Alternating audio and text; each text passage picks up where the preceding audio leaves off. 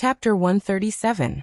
Your Highness, these people are the subordinates of Miss Xia Luot of the Sorofia family.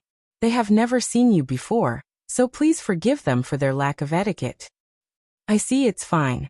Inside the room, Nua Iyer, who was following protocol with a surprised expression on her face, subtly moved the chain in her hand behind her back. Anna also stepped forward to block it. Although the two of them didn't cooperate well, it was still a high-standard emergency treatment. However, this kind of cover-up only strengthened Gulacy's suspicions. Well, I've heard about his engagement before, so you can continue. After saying that awkwardly, the blonde girl quickly left the living room.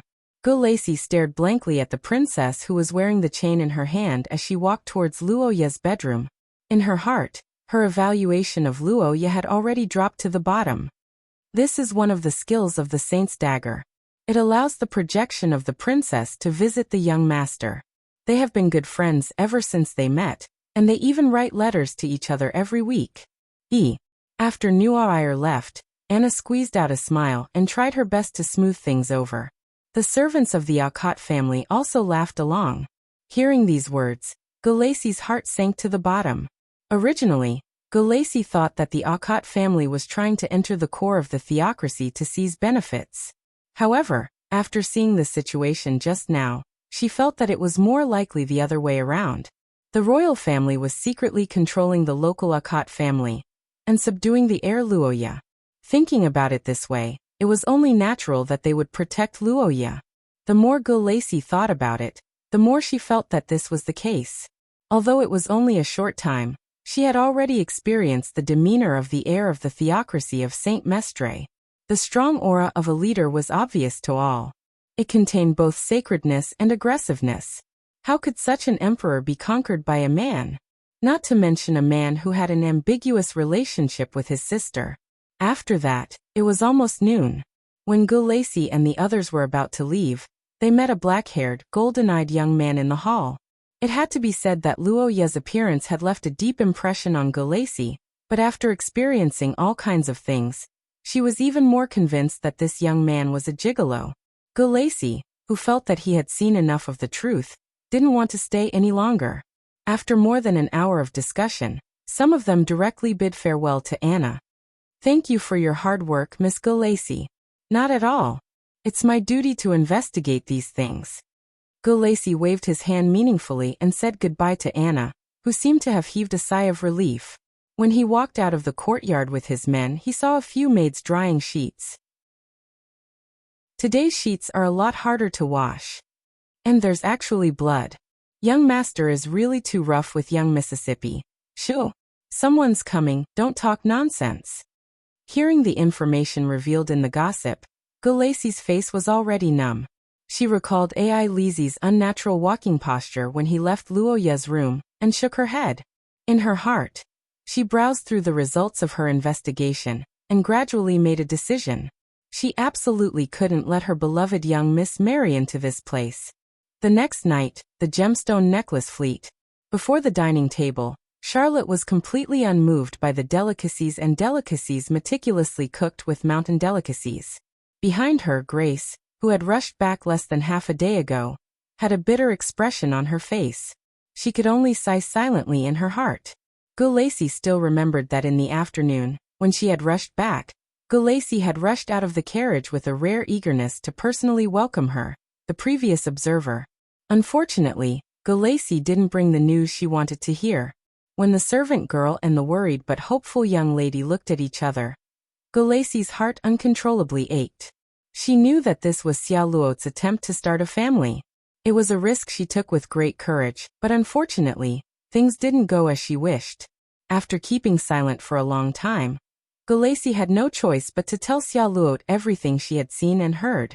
Luoya's appearance, Ai Lizi's relationship with Nua Iyer, and the situation of the Akot family. In front of Xia Luot poured out everything in detail. And the result of that was the current situation. Xia Luot lowered her head in silence for a long time. The atmosphere in the room was so heavy that it was hard to breathe. The servant girls looked uneasy. Gulacy's stomach, which was at the 3rd level of source grade, couldn't take the pressure anymore. She had never seen Xia Luot like this before. whether it was when she was a stubborn young girl, or when she grew up to be a genius. She had never shown such a strong sense of frustration. Even when she was in the fringe, she only suffered from insomnia, but this was the first time she couldn't even eat. "Milady, you." Gulacy didn't know how to continue her sentence. Xia Luo didn't answer and only shook her head silently.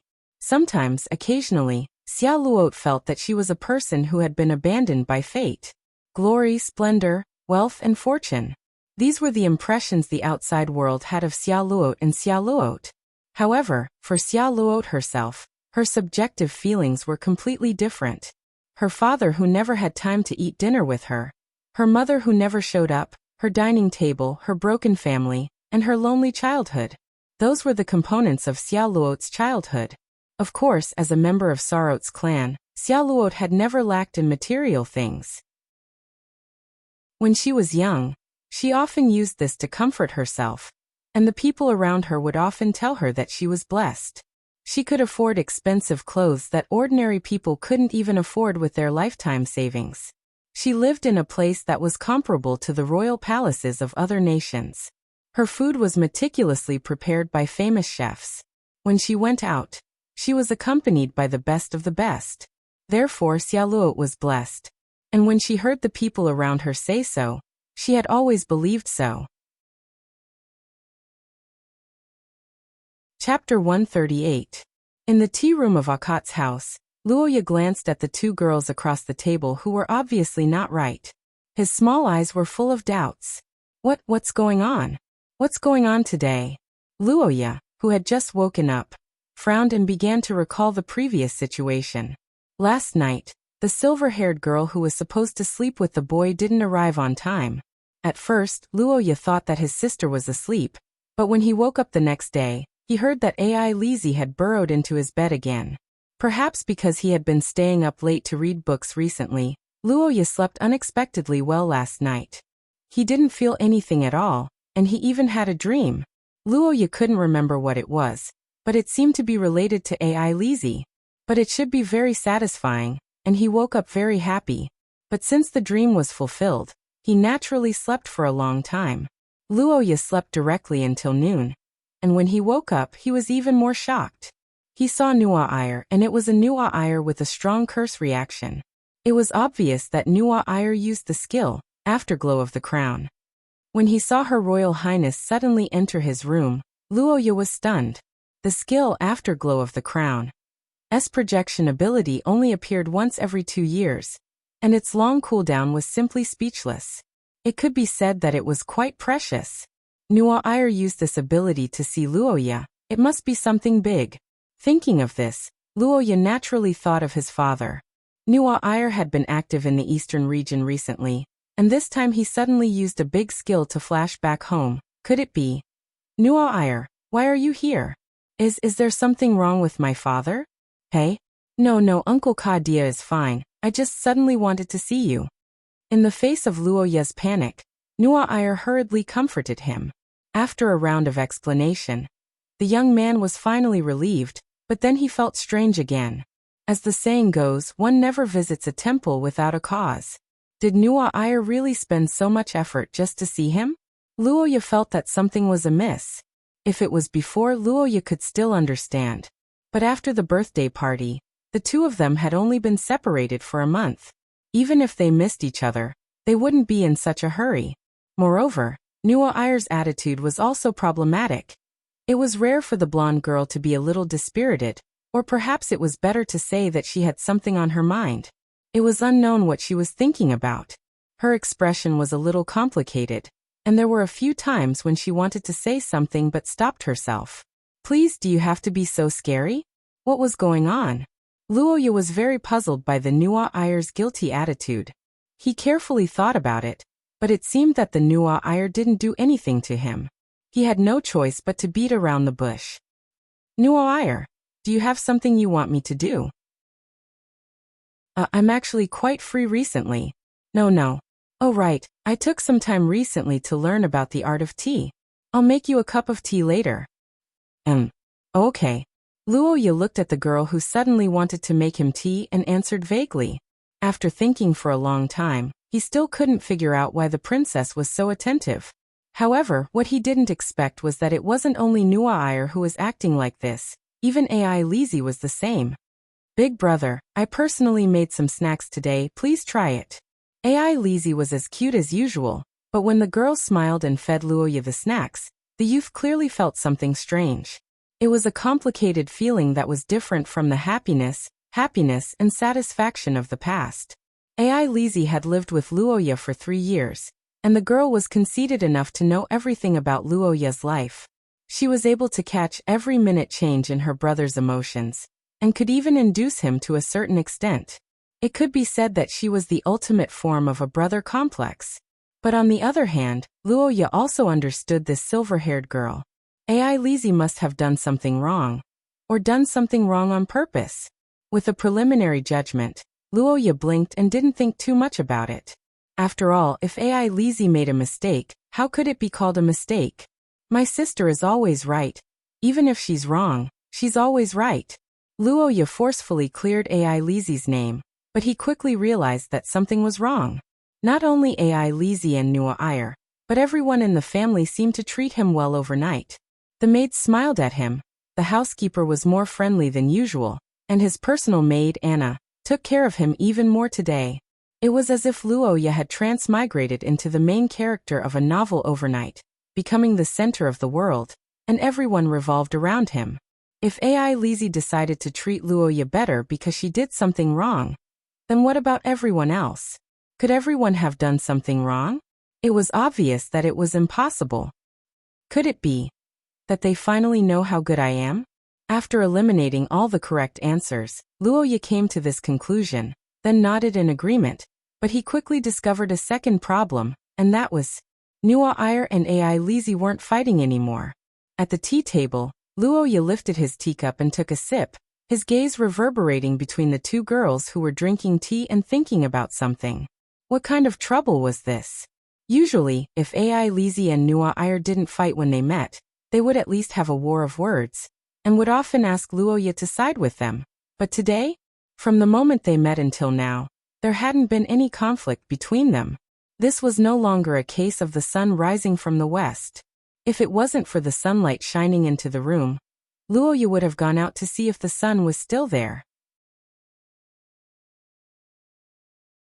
Chapter 139. Xiaoluot Sorofia. Luoya caught.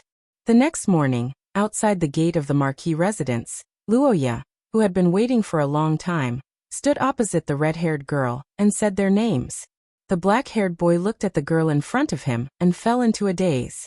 So beautiful. Luoya couldn't help but think as he looked at the girl who politely lifted her skirt and saluted. As a person who was intimate with AI Lizzie every day, Luoya originally thought that he had enough resistance to female beauty, but when he saw his fiancée today, Luoya found that he was still too naive. If AI Lizzie's beauty was a creative work of art that could shock people to the core, then Xiaoluot's beauty was a delicate work of art. At first glance, it wasn't that stunning, but the more one looked at it, the more one would be immersed in it. The perfect proportions, the godlike facial features, the slender body and elegant hair, the noble aura that could only be understood but not described, all of these were conveyed to Luoya. Paper person, no. Real person, very good. In terms of interests, the focus of the two could be said to be very clear.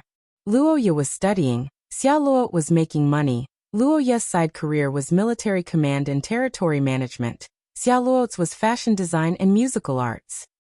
Without a doubt, the two's interests were a bit biased and didn't have many points of contact, so after a few words, they chose to quickly change the topic and began to talk about their daily lives.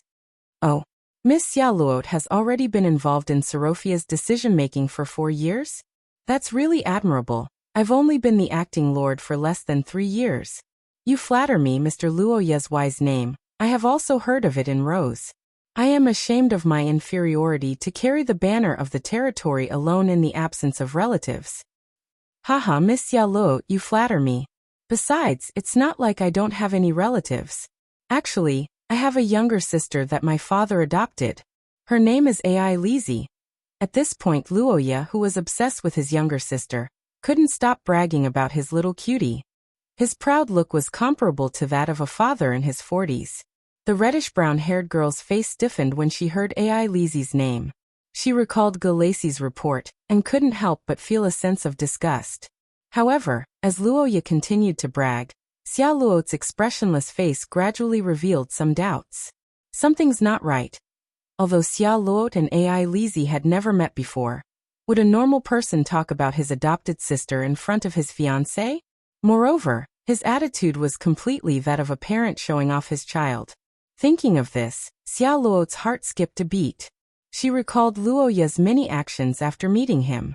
She realized that putting aside her prejudices, this boy still had a high score in her heart. He was even better than Xia Luo's best expectations. Could it be a misunderstanding? Xia Luo's eyes gradually lit up as she thought of this.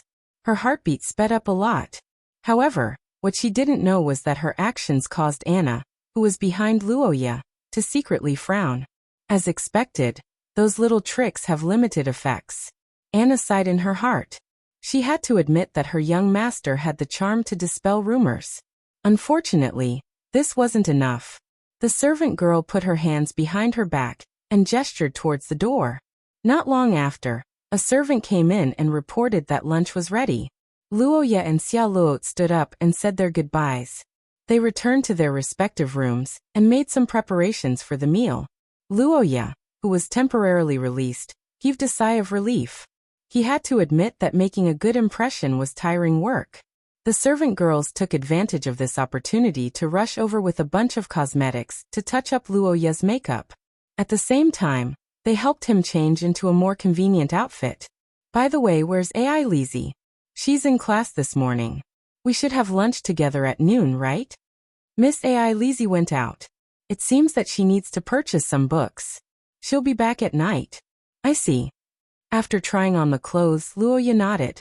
He felt that it wasn't bad that Ai Lizi wasn't around. In his previous conversation with Xia Luo, Luoya could feel the girl's resistance towards him. Luoya wasn't surprised by this. After all, 100-year engagement was too ridiculous. Xia Luo couldn't say anything, so Luoya would take the initiative to release her and harvest some good impression points at the same time. After thinking through the process, Luoya set off. However, he didn't know that the two girls who were afraid of losing him didn't understand his painstaking efforts, and had already added food for him. Oh right. There's also this letter. Thinking of the strange ancient letter in the book, Luoya put the letter in his chest pocket. He decided to ask Xia Luo if this letter had anything to do with the Sorofia family. It could also be considered as a topic of conversation. The youth walked through the corridor and met up with the girl who had also changed her clothes in the dining hall. Miss Xia Luo, you're so beautiful. Thank you, Mr. Luoya. You're just... The girl who responded to Luoya with a smile suddenly stopped mid-sentence. Luoya blinked strangely. However, what he didn't know was that Xia Luo was looking at his neck in shock. It was the area below the youth's neck near his chest. The originally white area had a pink mark like a butterfly resting on it. It was Ai Lizi's kiss mark. Chapter 140. Uncle Kadia. Thank you for your cooperation this time. It's nothing, Your Highness, you're exaggerating. I was just instructing Anna to cooperate. In the eastern front lines of Tark Fortress, Kadia was chatting happily with a blonde girl on top of the city walls. He couldn't help but sigh in his heart. Now that the marriage contract was successfully annulled, Luoya should be safe. The middle-aged Kadia sighed. He felt that this major event that he had been worrying about for a long time could finally be resolved. That's right. Recently, due to Luoya's marriage contract, Kadia hadn't been able to sleep well. This was because this marriage contract that didn't seem like a major event could cause too many variables. To put it simply, it was too late. If it was 3 years ago, Kadia would have approved of this marriage contract that would last for 100 years. After all, Sorofia's conditions were indeed good. Kadia had also heard of Xia Luo's reputation. She was a good child. However, the problem was that she was late by 3 years, and too many things had happened in the past 3 years. In these 3 years, Ai Lizi entered the Akat family, and became an inseparable brother and sister, with Luoya. For some unknown reason, Nuwa Ayer had a special liking for Luoya, and even became his protector. And no matter if it was Ai Lizi or Nuwa Ayer, they were both Shia's top extraordinary geniuses. And from the perspective of benefits, Ai Lizi was able to stabilize the Akat family's foundation and obey Luoya almost unconditionally. Nuwa Ayer was able to provide powerful political resources and protect Luoya as her own responsibility. One was in the family, while the other was in the country. These two girls were both irreplaceable. No matter who won, Kadia wouldn't have to worry. However, Xia Luot wasn't the same. No matter how strong Sorofia was, Xia Luot represented, they were still an external force. To be precise, they were a foreign force. They had the motive to take over the Akat family. Even if they didn't take over, the only benefits they could provide were financial resources. But the problem was, did the Akat family lack money? He felt that Luoya was lacking in terms of development, but the ancestral Akat overlord Kadia had a different set of logic. Lack of money? Would it be enough to fund the military? Enough? Oh, then it's fine. Kadia had never felt that Akat was short of money, especially since Luoya seemed to be doing well recently. Didn't that mean that they were not short of money? Stability was the most important thing. Money was secondary. Besides, Ai Lizi and Nuwa Ayer were free to fall in love on a first-come first-served basis. Why should they give way to a marriage contract that was made for the sake of profits 100 years ago? Kadia already had a stomachache when facing two transcendent geniuses. What would happen if there were three of them? Don't come home one day and find that your son is gone. I take back what I said about marrying more. Don't King mess with these girls again. Daddy is scared. Kadia was frightened by Luoya's situation, but he felt that his son was a little strange. He didn't do anything at all, so how could he make Ai Lizi and Nuwa Ayer fall in love with each other? Kadia couldn't understand, so he decided not to look at it. This time he directly instructed Anna to take drastic measures. He didn't want Luoya's children to fall in love with him the moment they met. That would be fun. Of course, there was also the possibility that Luoya would fall in love with other people because of his beauty. That would be a little too much. Scumbags had their risks, so don't enter this line of work. As for reputation? Don't worry, it's just a little bit of injustice. Kadia would come forward to clarify the matter. Ai Lizi was young, so she could be blamed for the prank. Nuwa Ayer's dog leash was even more ridiculous. In 2 days, the princess would walk the dog with him and have a heart-to-heart talk. How could you blame others for thinking the wrong way? It was impossible for Sorofia to go on a blind date again. As for the aftermath, Kadia had already written an apology letter to Luoya. He just had to wait for the engagement to be cancelled before sending it back. As for Ai Lizi and Nuwa Ayer, the two accomplices, it seemed like they wanted to give Luoya a lot of benefits. Kadia didn't care about this. He was old and didn't know how to think. Looking at the situation, this matter should be settled. After listening to Nuwa Ayer's report, Kadia breathed a sigh of relief. He felt that things were settled, but was that really the case? If there was a fortune teller here, he would probably shake his head and tell this marquis an old saying. When the wind of fate blows, it is already difficult to stop. Xia Luot felt that the top of her head was a little heavy. In a special meeting, as the heir of an ancient family, no matter how lustful he was, he shouldn't do that kind of thing during his first meeting with his fiancée, right? Was it with the princess? Or the adopted sister of a mistress in a golden house? Or was it more like a servant or a woman? Xia Luot didn't know about this and didn't want to care about it. But at least when they met, Luoya shouldn't have left such a trace. Even if he was lying, he should have lied from the beginning to the end, right? Xia Luot was very familiar with the noble's marriage in name only and their unfaithfulness. But in front of the person in question, it was the first time Xia Luot had seen someone cheating on her in such an open manner. I wanted to talk more, but it seems like there's no need to continue. Chapter 141. What are you looking at? Disperse. You, what are you laughing at? Your face looks like a chrysanthemum. Don't laugh. On the first day of his meeting with Xia Luot, Luoya had a hard time eating lunch. He felt like his stomach was going to hurt. Damn, why is it so shameful? I feel like I'm going to die. When the black-haired teenager looked at the chef who was explaining the fish steak in detail with a smile on his face, and listened to the musician who came from afar from Lorraine perform with a smirk on his face, he could always recall the moment when he was standing in the middle of the room and being stared at by everyone. That stinking woman. How could he just leave me behind like this? This is too much of a trap. That's right. Although Luoya wanted to erase Xia Luo's public execution from his mind and firmly lock it in the trash heap of his dark history, everything became very difficult because of Xia Luo's escape. Why does the empty chair opposite me feel so mocking? Ah, don't let me remember. Rohan gnashed his teeth as he ate. He was going crazy from time to time.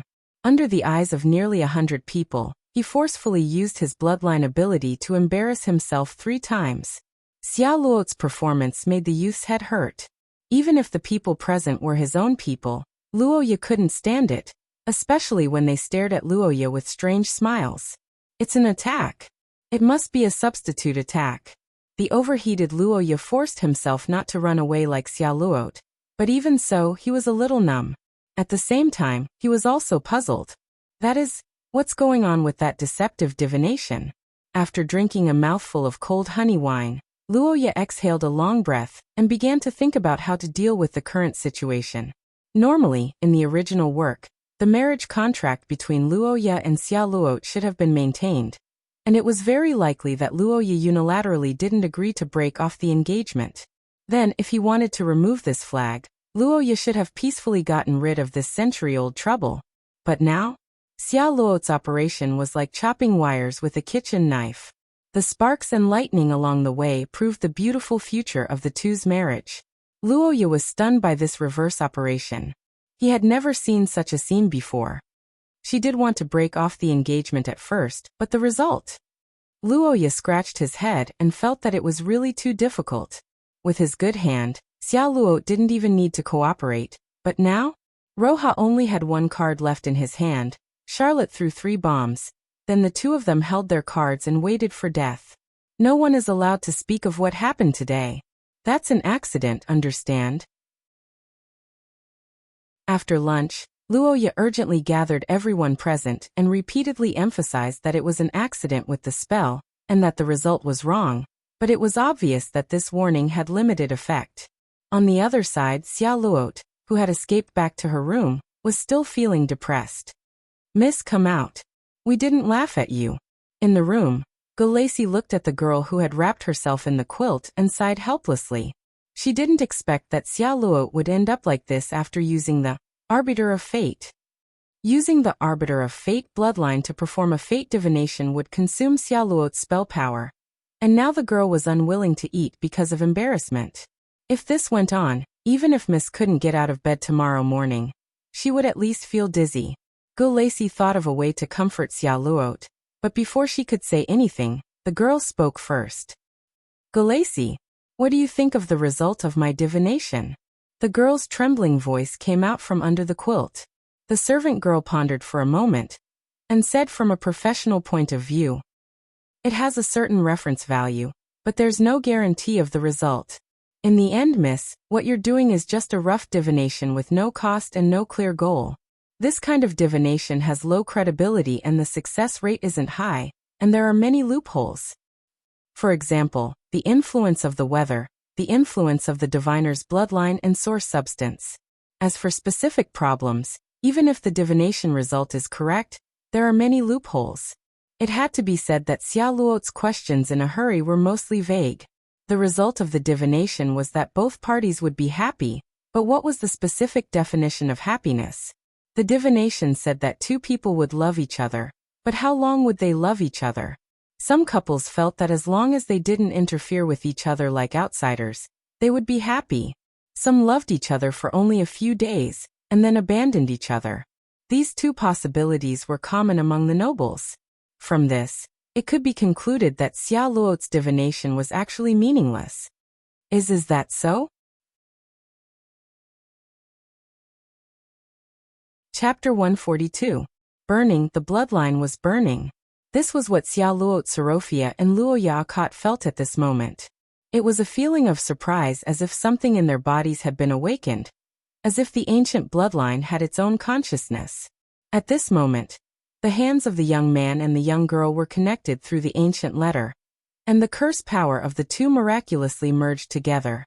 What happened next was an explosion.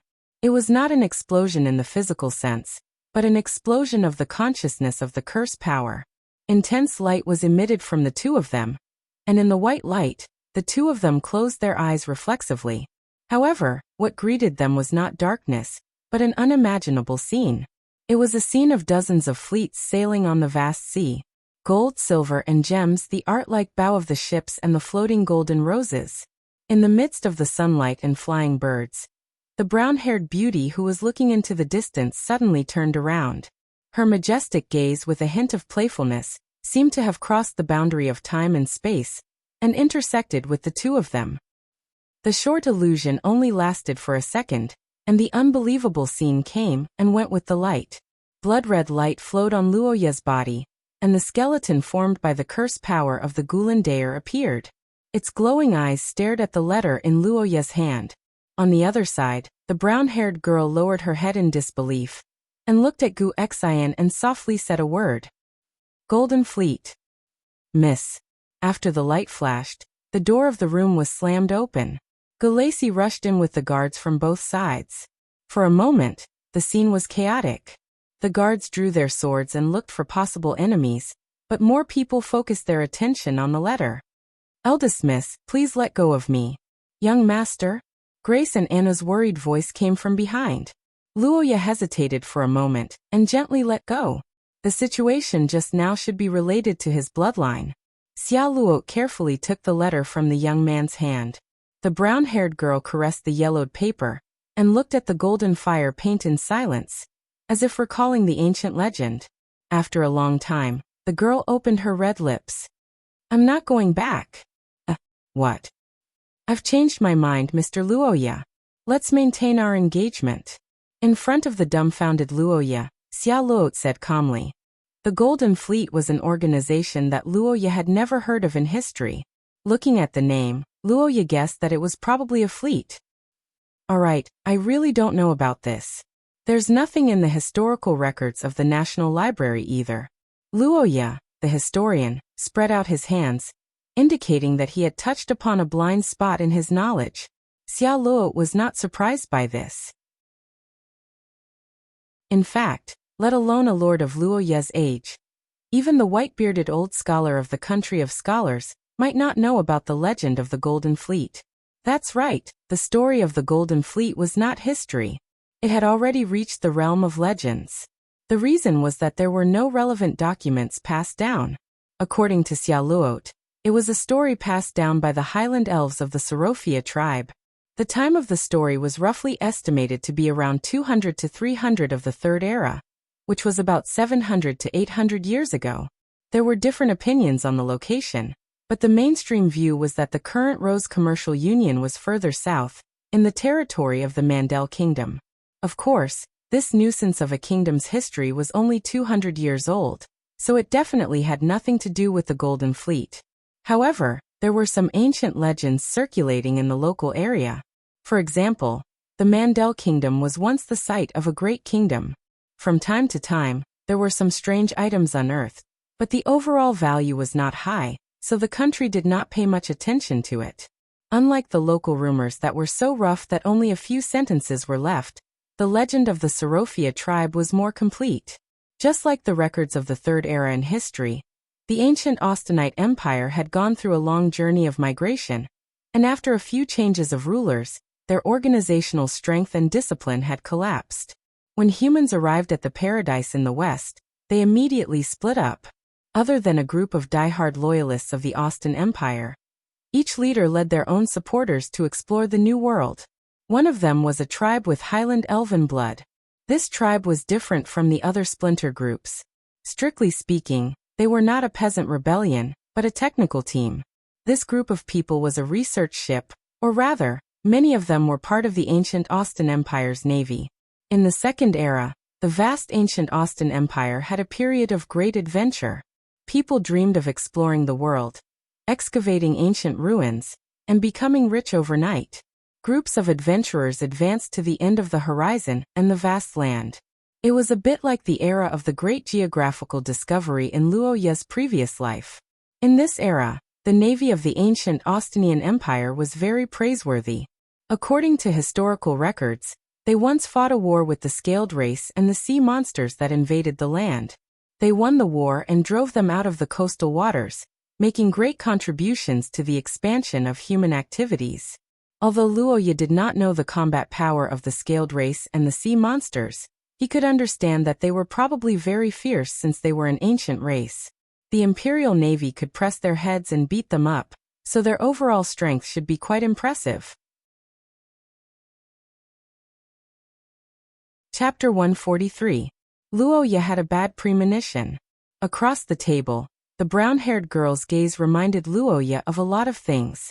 If he had to describe it, it was like a beast on the verge of starvation seeing food, or a gambler at the end of the road seeing money.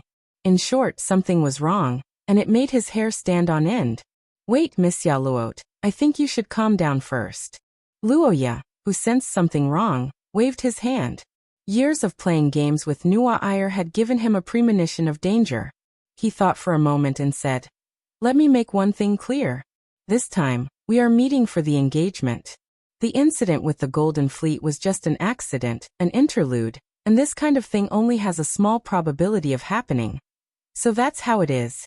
In other words, it requires a lot of contact and trial and error? That's not what I meant.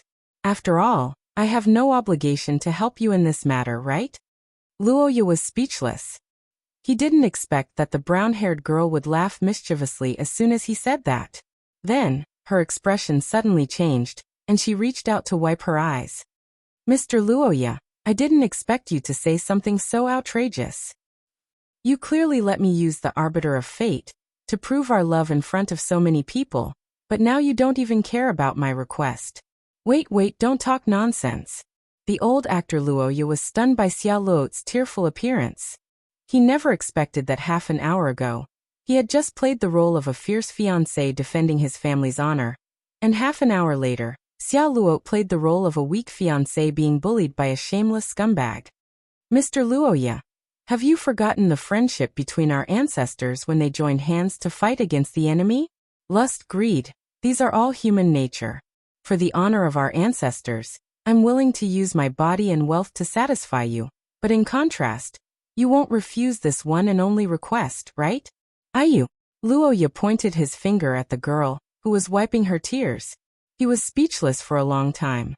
He had never thought that this usually ice-cold young miss would have such a black-bellied side. Her fake crying was more real than her real crying. I'm warning you, enough is enough. You know the situation of our engagement. Half an hour ago, you wanted to buy it with money. I deeply regret that matter, but I realized that I'm not the only one who wants to break off the engagement." The beautiful eldest miss lowered her hand that was covering her eyes. With a smile that was not a smile, she glanced at the stiff-faced Luo Ye. "The market environment depends on the relationship between supply and demand. I seem to have misjudged the situation before, and almost lost 500,000 gold coins for nothing. But that won't happen now. Mr. Luo Ye, what's your impression of me?" Xia Luot narrowed her eyes and glanced at the young man opposite her. Her charm made Luo Ye's heart skip a beat, but he didn't miss the girl's slightly curved lips. "Tsk, this girl. My impression of you? Sure. Miss Xia Luot wants to hear the truth?" "Of course. Then I'll be frank, Miss Xia Luot. Although your appearance is impeccable, I think that the most important thing is your inner beauty, especially your personality. It's not cute to like to laugh at others." "Oh, that's really surprising. I didn't think that there would be a time when I have the same opinion as Mr. Luo Ye." Facing the black-haired young man's obvious ridicule, Xia Luot smiled and touched her cheeks. She neatly retorted, "Mr. Luo Ye, your appearance may be able to charm many girls, but unfortunately, you're not my type. Speaking of personality, I think that extorting your fiancé for the first time is worse, right? Tsk, this girl is really difficult to deal with." Luo Ye looked at Xia Luot opposite him, and found that the information from his previous life was no longer useful. Xia Luot's personality would constantly change according to the different people she treated. At the beginning, when they were strangers, she was cold and polite, but now, she was two-faced and mischievous. He had never seen her before, so he didn't know how to deal with her. Although this Xia Luo gave Luoyu a deeper impression, and her flexible and intelligent charm was much greater than when she was cold, Luoyu was now facing her. When Xia Luo revealed her hidden poisonous tongue, Luoyu's situation was very bad. Humph, so it's like this, Miss Xia Luo. It seems that our evaluation of each other is about the same. Yes, I actually have something in common with you. To be honest, I'm a little ashamed. Chapter 144. Holding hands. This was a word with many meanings. In the most basic physical sense, it meant that two people's palms were touching. Later on, many meanings were derived from it. Some implied the establishment of a romantic relationship. Some implied the alliance of two major powers, and some implied the ambiguity between an unmarried couple. Unfortunately, Luoya and Xia Luo were exceptions. I say move a little. How do I move? This position? Then use more strength. Under Xia Luo's urging, Luoya finally changed her strength slightly. It changed from pure skin contact to a real couple's hand-holding. Isn't this still ineffective?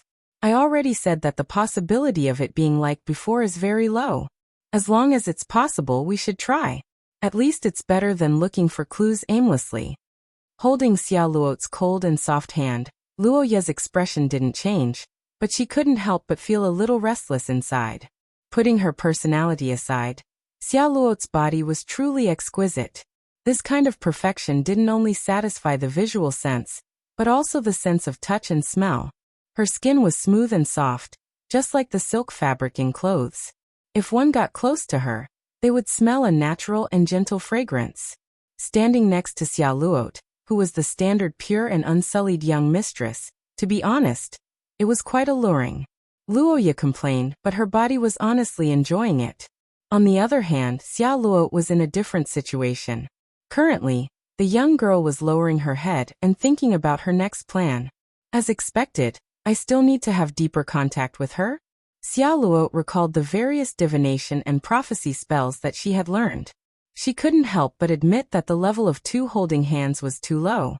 In the oldest records, in order to obtain spirit vision, the spellcasters even had to drink the blood of their target. Of course, this method was too primitive and barbaric. Xia Luo firmly rejected it, but she could still do it if it was just a little more intimate. Hug me. What? Hug me. This way, the bloodline fluctuations should be stronger. 2,000 gold coins, hurry up.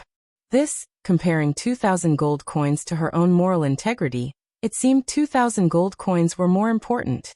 Luoya, who sold his moral integrity by weight, looked at the young girl who acted like she was doing business. He gritted his teeth and hugged her. Luoya wasn't a freeloader, so this time, Xia Luo let out a short scream and fell into the man's arms.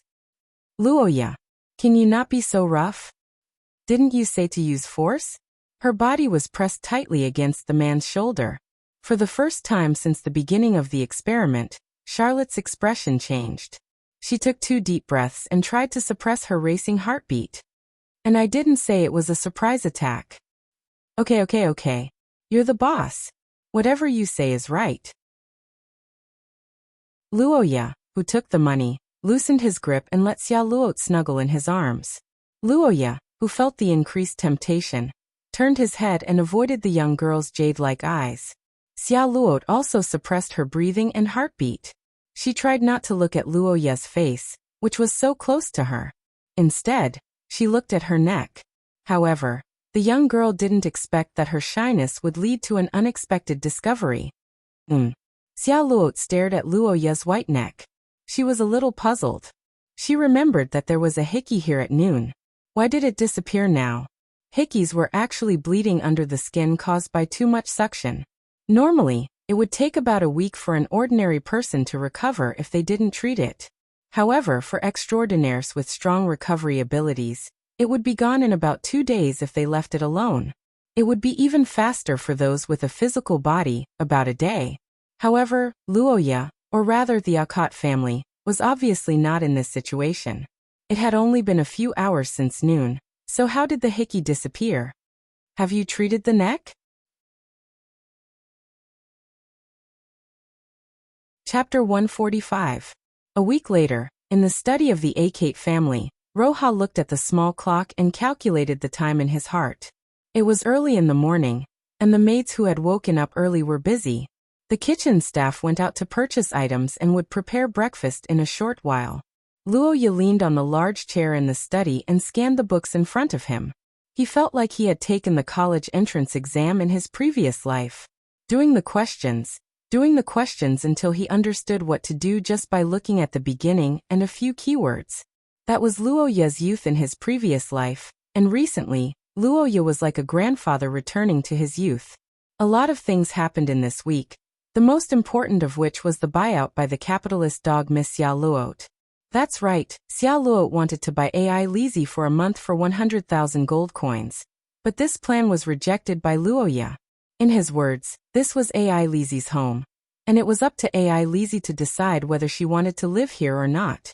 Ever since that night when Luoya was forced by Xia Luot to act out a fiancé and fiancé scene of love at first sight, AI Lizzie was completely flustered. When she heard that the original plan had led to Xia Luot throwing the coin of destiny 3 times in a row, AI Lizzie couldn't take it anymore. However, that wasn't the end of it.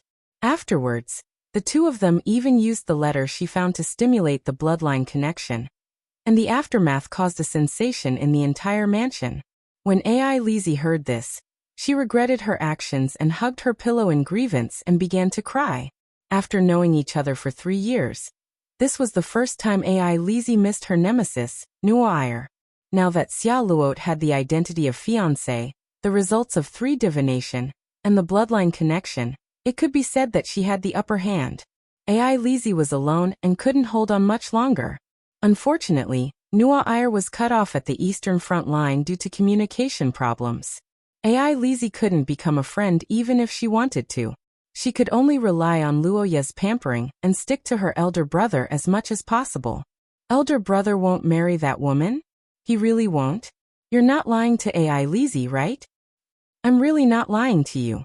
We're currently looking for clues about the Golden Fleet mentioned in the letter. Our current relationship is just a disguise. Luoya helplessly explained to AI Lizzie.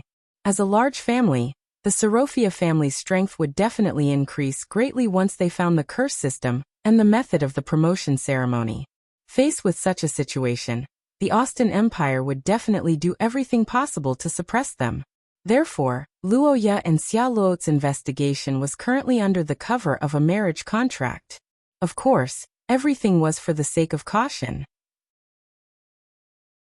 In fact, the combination of Luoya and Xia Luot couldn't compare to the reputation of the experts and scholars who investigated this matter in the past, so even if it was announced, it might not be taken seriously. However, it was always better to be safe than sorry.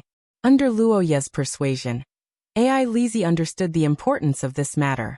After receiving Luoya's guarantee, she suddenly expressed her desire to go to the holy capital. One of the reasons AI Lizzie made this choice was naturally because of the deal Luoya mentioned. The other reason was that AI Lizzie discovered that as long as she was around, Xia Luot would take the initiative to get intimate with Luoya.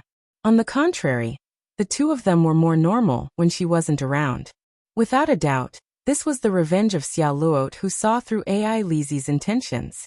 However, the silver-haired girl, as an adopted sister, couldn't do anything in the face of Xia Luot's righteous fiancé. She could only helplessly avoid the battle, and yearned to go to the holy capital to find Nuair to discuss this matter in detail. Big brother, you must protect yourself well. Don't fall in love and wait for me to come back. Thinking back to how AI Lizzie rubbed against his chest, and said these words while crying, Luoya didn't know whether to laugh or cry.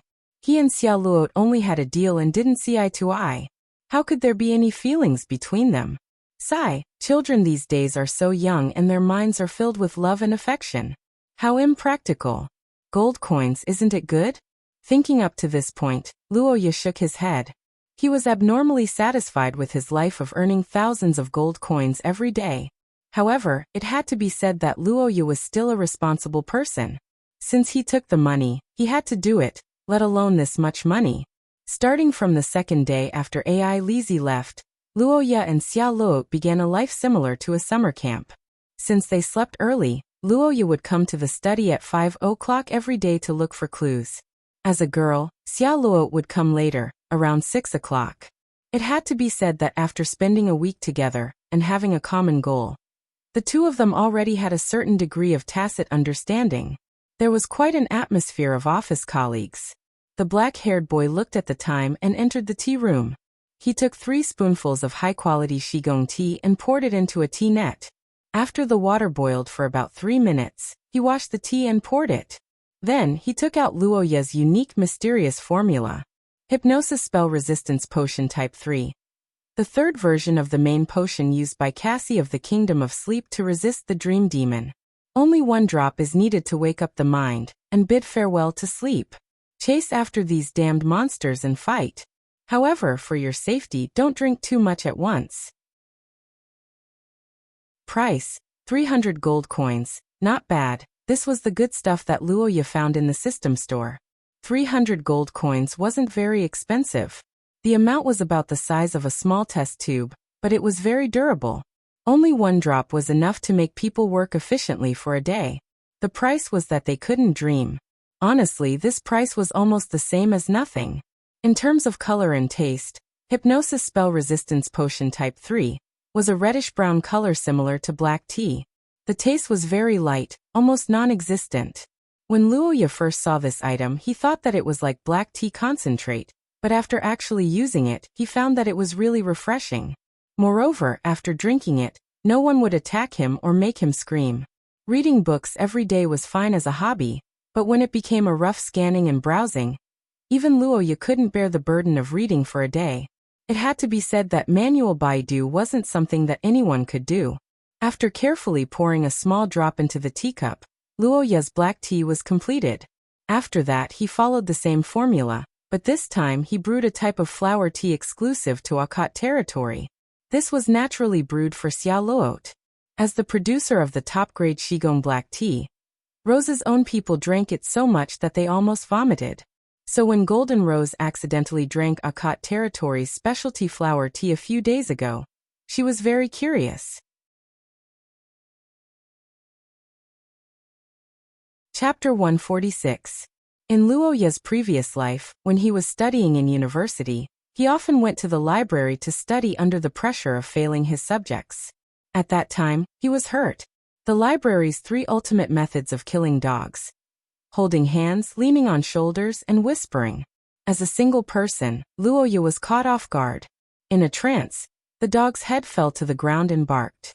But he never thought that one day, he would become a member of this group of people.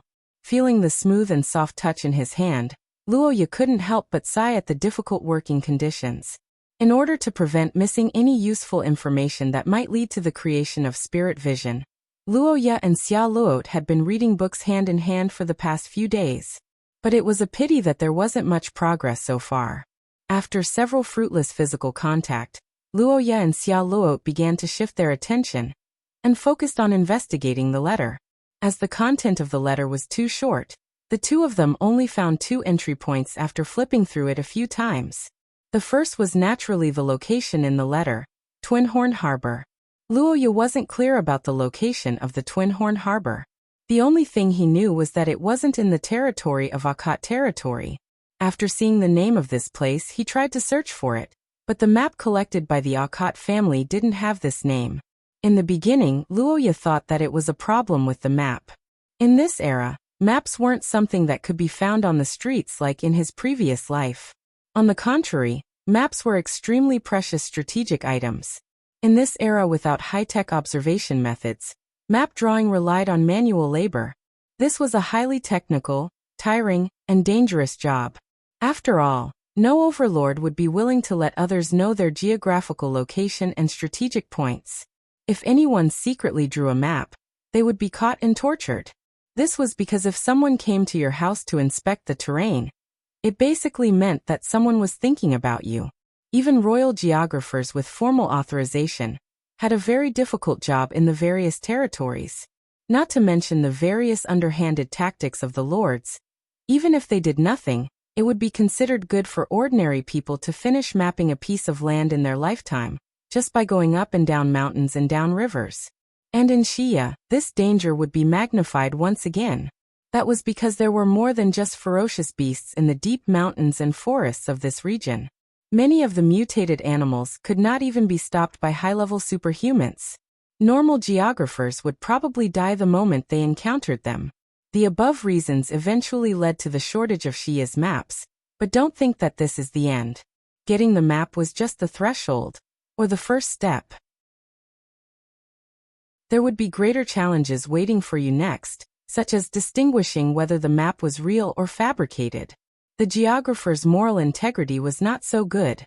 Just like some islands in the Atlantic Ocean in Luoya's previous life, in ancient times, the reason why they were drawn on the map was that the geographer missed his wife when he was drawing the map, so he drew an island for her.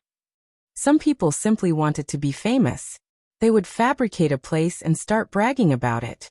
Anyway, no one would be able to find it. Similar situations existed in Shia, which led to a very interesting phenomenon. That was, the feudal lords spent money to collect the maps, but when they looked at the names, they would find that they were all drawn in the same area. Then there was the traditional art of guessing. One of us is real. Guess which one is it? This kind of speechless situation was encountered almost every new territory. Fortunately, Akkad territory had a history of thousands of years, so it was very clear what it looked like. However, it was a bit difficult to guess other places. Whether it was the century map of the theocracy, or the internal strategic map of the Third War of the Mutated Species, the major regional maps did not indicate this port called Twin Horn Harbor. However, to Luoya's surprise, Xia Luot actually answered this question instantly. Twin Horn Harbor is the Curse Bay. Don't you know? I don't know. Do these two names look like they have anything to do with each other? Luoya looked at the brown-haired girl speechlessly.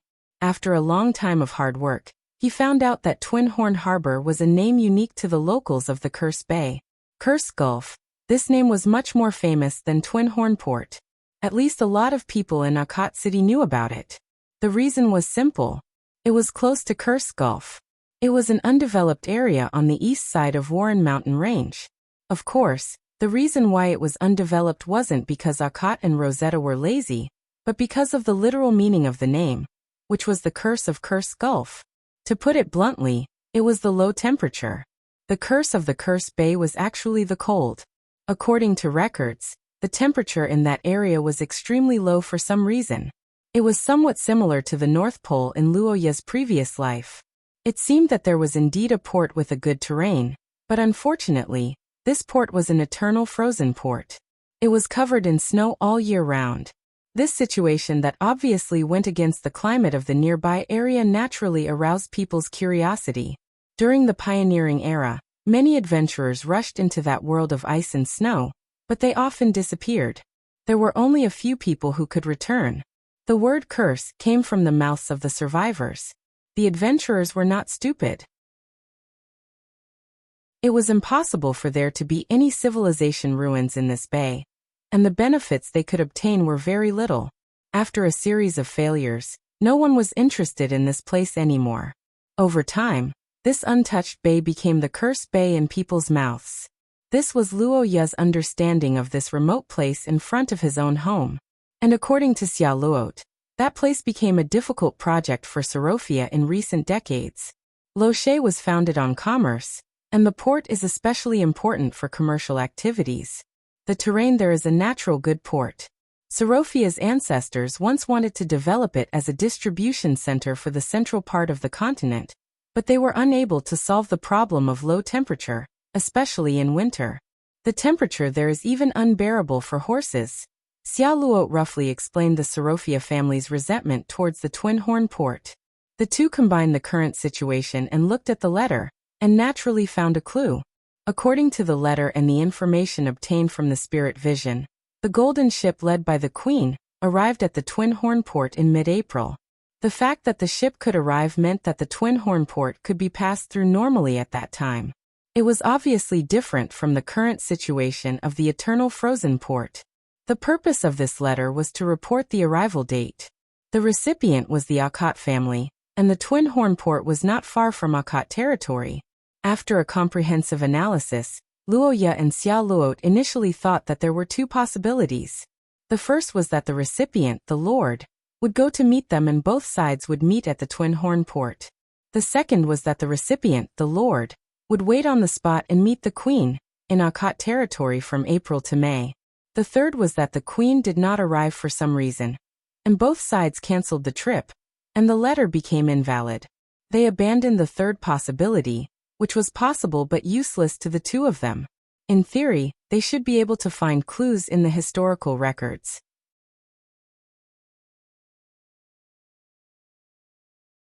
Chapter 147. Young Mistress. What do you think of young Master Luoya? Early in the morning, in Xia Luot's room, the servant girl was combing the girl's hair while asking this question. Hearing Gulacy's question, Xia Luot was stunned for a moment before replying the same way she did a few days ago.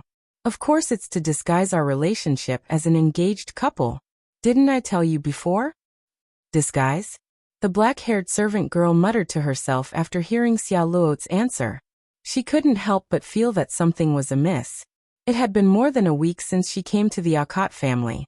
As Xia Luot's personal servant girl, Gulacy discovered a very serious problem.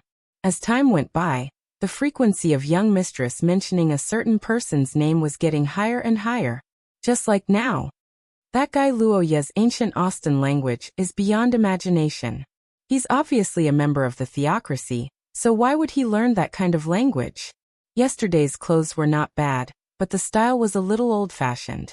If I were to tuck in the shoulders, although I'm not sure, his supernatural power doesn't seem to be weak. He's hemming and hawing and isn't willing to talk about the details. So young mistress, why do you want to know the details? Aren't you in a cooperative relationship? Why do you want to know so much about him? Gulacy frowned in confusion. After learning that Luoya's information was the result of being misled, Gulacy was extremely vigilant against the servants of the Akot family. At the same time, she began to re-evaluate this engagement. Although the beginning between young mistress and Luoya wasn't perfect due to a freak combination of factors, it had to be said that the current Luoya could indeed cause Xia Luot's mood to fluctuate. The furthest distance in love was never discussed, but indifference and indifference. This was what Gulacy was most worried about Xia Luot. Xia Luot was naturally a little cold to others. This was the shadow of her childhood. She didn't rely on others too much and didn't trust others too much. Unless someone really walked into her heart, no matter how good their relationship was, it was just superficial. At that time, Gulacy conservatively estimated that it would take a few months to break through this ice layer. But the reality was beyond her imagination. The first time they met, Luoya had a bad impression of Xia Luot, but recently, as they got to know each other better, the situation seemed to be turning around. This shouldn't be a deliberate trick, right? Gulacy, who had been fooled by the Akot family's maid group, was a little traumatized. He asked Xia Luot how she felt, but he didn't expect the girl to laugh after listening to him. I will like that guy. Ha ha ha, Gulacy, what are you thinking? How is that possible? Facing the worried maid, Xia Luot looked as calm as Mt Tai after hearing a joke. You heard what I said before, right? That guy is the complete opposite of us Rose nobles. He has little understanding of art and music, and his fashion sense can't keep up with my footsteps. Moreover, he isn't romantic at all. If this was in Rose nobles, any of the nobles would have already written a love poem. Gulacy listened to Xia Luot's words and wanted to say something, but he hesitated. What about opposite interests and hobbies? After all, it depends on how one interprets it. Not good at art and music? Then wouldn't they complement each other? As for love poems, aren't those things a failure? In short, that guy and I are just an equivalent exchange. It's a transaction under the cover of a marriage contract. Xia Luot crossed her arms and judged the relationship between the two. Gulacy looked at Miss in the mirror with a complicated expression. He suddenly remembered the 3 fate divinations that had been forgotten. Those, were they really not new at all? The black-haired maid shook her head slightly. She didn't know the answer to this question, and could only silently pray for Miss Good Luck. Why did you suddenly fall asleep today? In the study, the reddish-brown-haired girl looked at the black-haired boy who was sleeping on the table next to her. She blinked her eyes in confusion. Today was the 10th day of the two's intensive training of browsing records. After half a month of getting along, Xia Luot had basically gotten used to the life in the Akot family. To a large extent, she understood the fiancé beside her. Therefore, she had the current doubts in her heart. In her impression, Luoya wasn't as vigorous as a dragon or fierce as a tiger, but at least he was full of energy. At least in these 10 days of boring browsing, although he would sometimes be absent-minded, he never showed any signs of fatigue. Xia Luot honestly admired him on this point. Don't look at how Miss came punctually every day to search for information with Luoya. Both of them worked until 9 p.m. before going to bed. In fact, Xia Luot had her own means to replenish her energy. Gu Lacey, Xia Luot's personal maid, was a master of Source Level 3. Not to mention her combat skills, she had learned a lot of daily curses. One of them was Gu Lacey's unique, deep sleep, which was a consummate recovery technique. Deep sleep allowed Xia Luot to rest for a night as much as others would rest for a few days. This guaranteed that she would wake up every morning feeling refreshed and healthy. Moreover, there were almost no side effects. This recovery technique could be said to be the foundation of Xia Luot's many years of high-intensity work.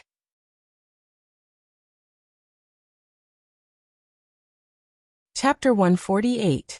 What's going on now? In the study, Luoya woke up after 2 hours of sleep. He looked at the blanket on his body, then turned his head to look at the girl beside him.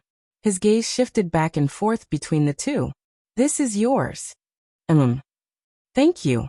I'm not in a good state today, so I accidentally fell asleep. Luoya raised the blanket and thanked her. Xia Luot nodded slightly. The young man observed the girl beside him, and suddenly felt that she seemed to be angry. Although her face was calm and she didn't reprimand him, Xia Luot's overall temperament had changed a little. Her usual noble and unapproachable aura had become somewhat cold and sharp. Luoya had experience with such changes, and had even studied them before.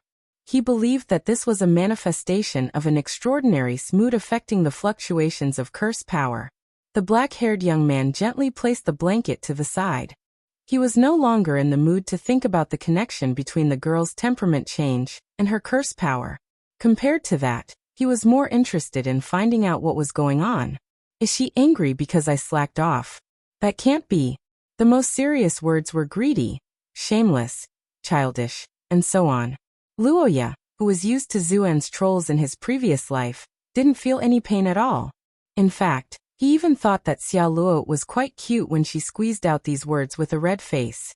Xia Luot was a dog rich, and not the kind of rich person who worked as a concubine, but the kind who spent money every day.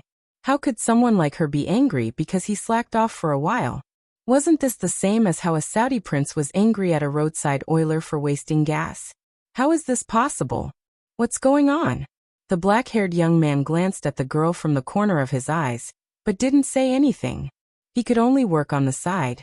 After this restless atmosphere lasted for 2 minutes, the girl suddenly spoke. Why did you fall asleep today? I'm not in a good state. Not in a good state today? What about a few days ago? A few days ago. I was all right. Is that so? Xia Luot smiled with a hint of anger. She stared into Luoya's eyes and asked, Did you drink some kind of medicine? Yes, but my potion is still okay. Leave it to me tomorrow. Ah, what? Leave it to me tomorrow. You're not allowed to drink anymore. Luoya looked at Xia Luot's serious expression. He finally understood why she was angry, but then he was puzzled. This should be because she was worried about me? But why? Luoya didn't understand what was wrong with Xia Luot's brain. Why did she want him to drink Red Bull? But he knew that Xia Luot probably treated his medicine as harmful. Actually, that medicine of mine is alright. The side effects aren't that big. That won't do. Many drugs with minor side effects are addictive. It's better to use drugs with strong side effects. Xia Luot glanced at the pile of books that had been piled up over the past few days and warned her sternly. There are so many things. Take your time to find them. If you continue to use the potions recklessly, I will have no choice but to write to Uncle Kadia. No, I'll give it to you tomorrow. Luoya hurriedly waved his hand when he heard that Xia Luo wanted to report to his parents. Because of the Golden Partners incident, Dia strictly forbade Luoya from drinking any potions. If he wrote to his parents, Dia might even ask for leave and come back to scold him.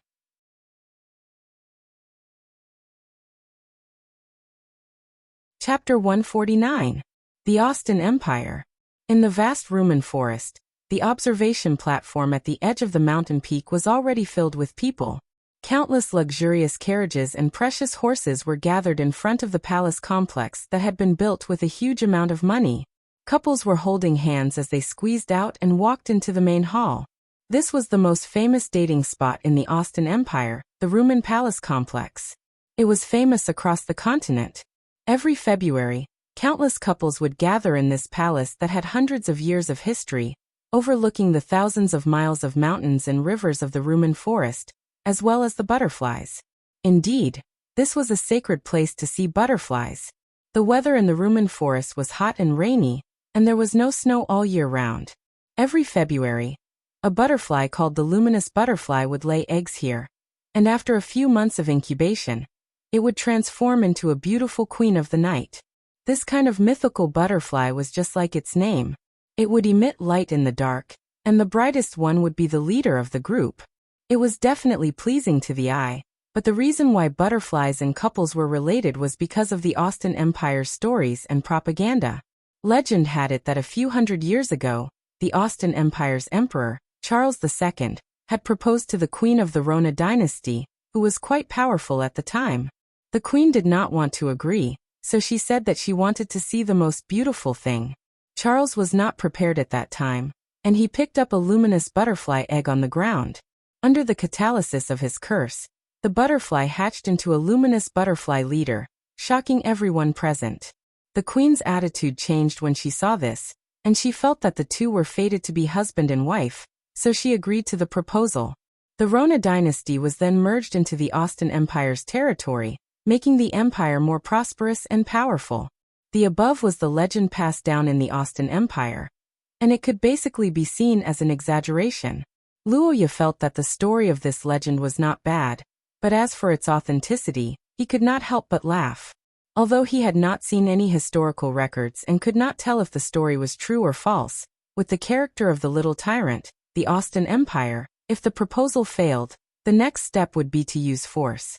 After all, which king of a small country would agree to a big country annexing a small one? Wouldn't that be retarded? Ignoring the truth and being cruel. The Austin Empire's skin is still so thick. I understand. After all, they have unified a big country, and the marriages of the neighboring countries should be unified. As for the Austin Empire, everyone who knows. Pooh. Listening to Luoya's sarcasm, Xia Luo could not help but laugh. One of them was born in France, while the other was born in the theocracy. Their families had been anti-Arab fighters for generations, so they got along quite well in this respect. But it has to be said that although the legend was nonsense in their ears, it was because Roja and Charlotte looked at it from a political point of view. In the market of men and women, this legend has a large audience. Ever since the legend became popular, more and more couples came to the edge of the forest to hatch the eggs of the luminous butterfly to express their love to their loved ones. After hundreds of years of publicity, the forest had become a world-renowned love sanctuary. The viewing palace complex in front of them was specially built by Austin for the nobles of various countries. Every February, when the luminous butterflies had just laid their eggs, this place would be crowded with nobles from various countries to participate in a series of interesting and exciting special activities. It could be called a love sanctuary. Of course, in contrast, the luminous butterflies in the Rumen forest suffered. They were kidnapped and turned into tool butterflies before they were even born. Honorable Sir, Madam, may I have a look at your invitations? Of course. At the entrance, a polite and friendly waiter took the invitation from Xia Luo with both hands. The two of them were a perfect match, and their dignified and calm appearance made the waiter not suspicious at all. After a quick check, he returned it with both hands. Welcome, Countess Roland of the Mandel Kingdom, Miss Xia Luo. The waiter's smile became even more enthusiastic because of their noble status. The two of them smiled at each other and entered the venue arm in arm under the guidance of the staff. Feeling the touch of Xia Luo beside her, Luoya couldn't help but be amazed by the magic of Sorofia's curse. The Akkad territory of the Saint Maester theocracy was thousands of miles away from the Austin Empire. Naturally, the two of them weren't using their original bodies. Instead, they were using a spell unique to the Sorofia clan that used twin stones. The twin stone was a unique and rare mineral that had a strange spatial connection. Usually, there were two of them in a pair. When one of them reacted to the curse, the other would react the same way even if they were thousands of miles away. It was the raw material for many expensive wedding rings. The Akkad family also had this stone, but it had never been used. However, in the hands of Sorofia, an expert in gold coins and gems, using the twin stone as a catalyst, she could form a body similar to the three skills of Afterglow of the Crown from thousands of miles away. Although compared to the short blade of a saint, this body had almost no attack power, but it was not a problem at all if it was just a trip or a holiday party. In this era without advanced communication technology, people's faces were not that familiar. Even a famous beauty like Xia Luo was the same. Plus, the two of them were using alternate accounts, so there was no security issue, so they didn't make any changes to their appearance. Reality was reality. Even if Xia Luo was beautiful, the two of them didn't cause any commotion after entering the palace. Of course, this was because the two of them entered the lovers section. Everyone was busy with their other half, so no one had the time to care about others. If they were in the singles section, Luoya didn't know how he would look, but Xia Luo would definitely become a hot topic. He would probably be drowned by the army of single men. "Sir, this is your incubator." "Yes, thank you." After entering the venue, the staff immediately handed a metal box the size of a palm to Luoya. The black-haired young man took it with a smile and began to observe it. The people who came to participate in this event were either rich or noble. Naturally, the nobles wouldn't go looking for butterfly eggs themselves. This small box was designed for this purpose, and it had two main functions. First, holding the box would prevent people from touching the butterfly eggs themselves. After all, those things were disgusting to some people, so touching them was really uncomfortable.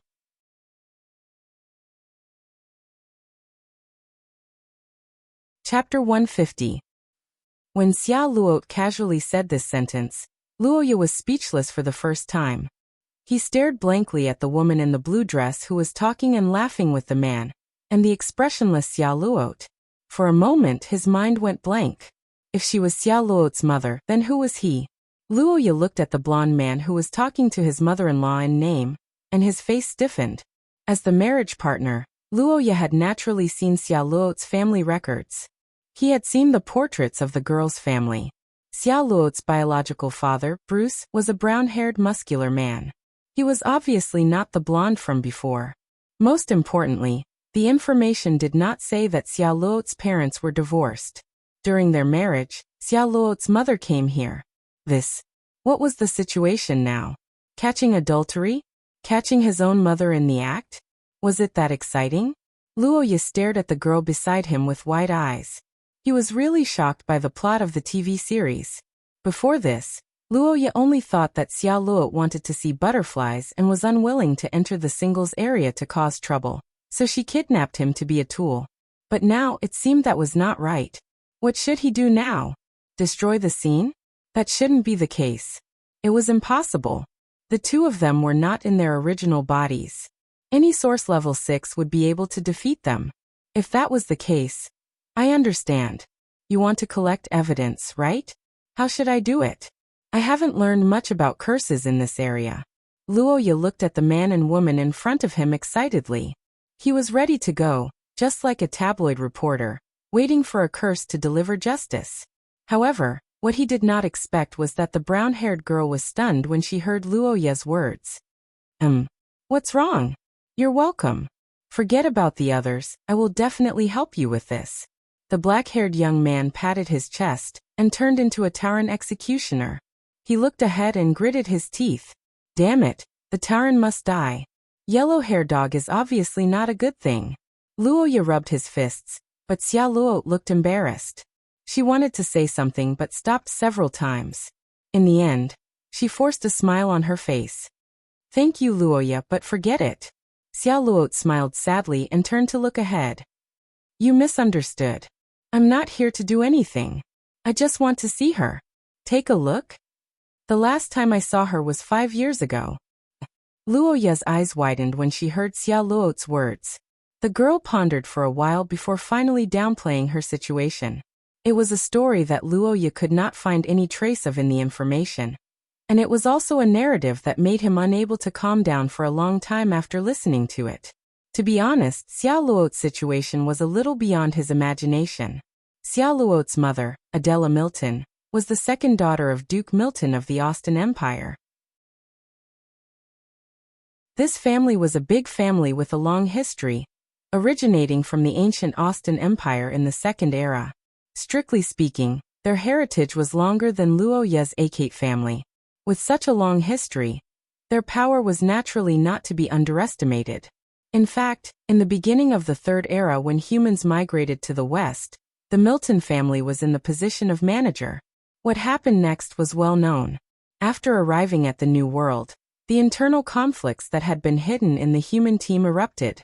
The ancient Austen Empire fell apart. For a time, there were many factions, and everyone went their own way. Milton was a stubborn conservative at that time. As a vested interest, he was unwilling to recognize any organization that escaped from his control. Milton and several other big families of the ancient Austen Empire were the foundation of the establishment of the Austen Empire.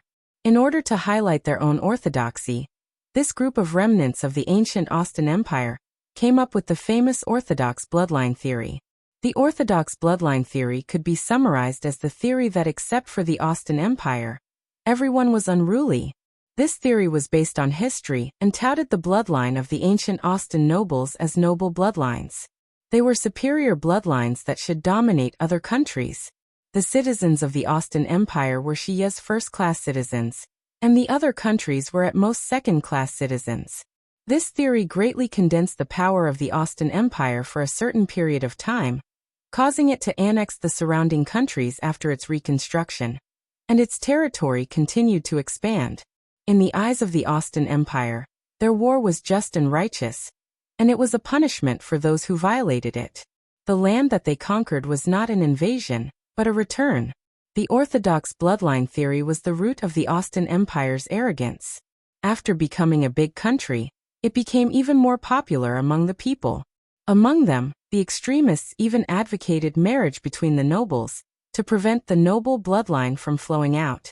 Xia Luo's mother, Adelisa, was a beneficiary and believer of the extreme bloodline theory.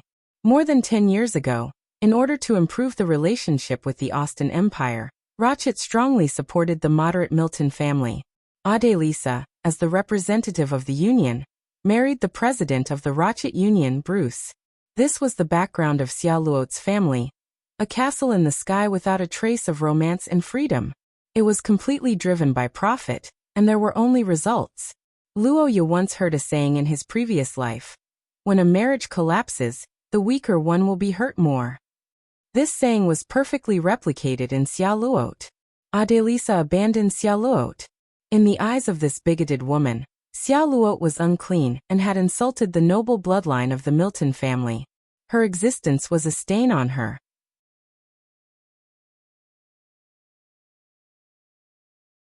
Chapter 151. What kind of person could be called beautiful and noble? Perhaps this question was too complicated. What was the object of beauty? Where did the concept of nobility come from? Luoya did not have the ability to analyze this question from a philosophical point of view, but he at least knew one thing. That was, the values of an ordinary person could not be more normal. If there was anything that could be called a mother's beauty, then perhaps it was the gentle smile she revealed when she stroked her child's head. If there was anything that could be called a woman's nobility, then it was the shining quality and thought that was deeply embedded in their bones. A beautiful face that was meticulously groomed, a self-constructed identity that was superior to others.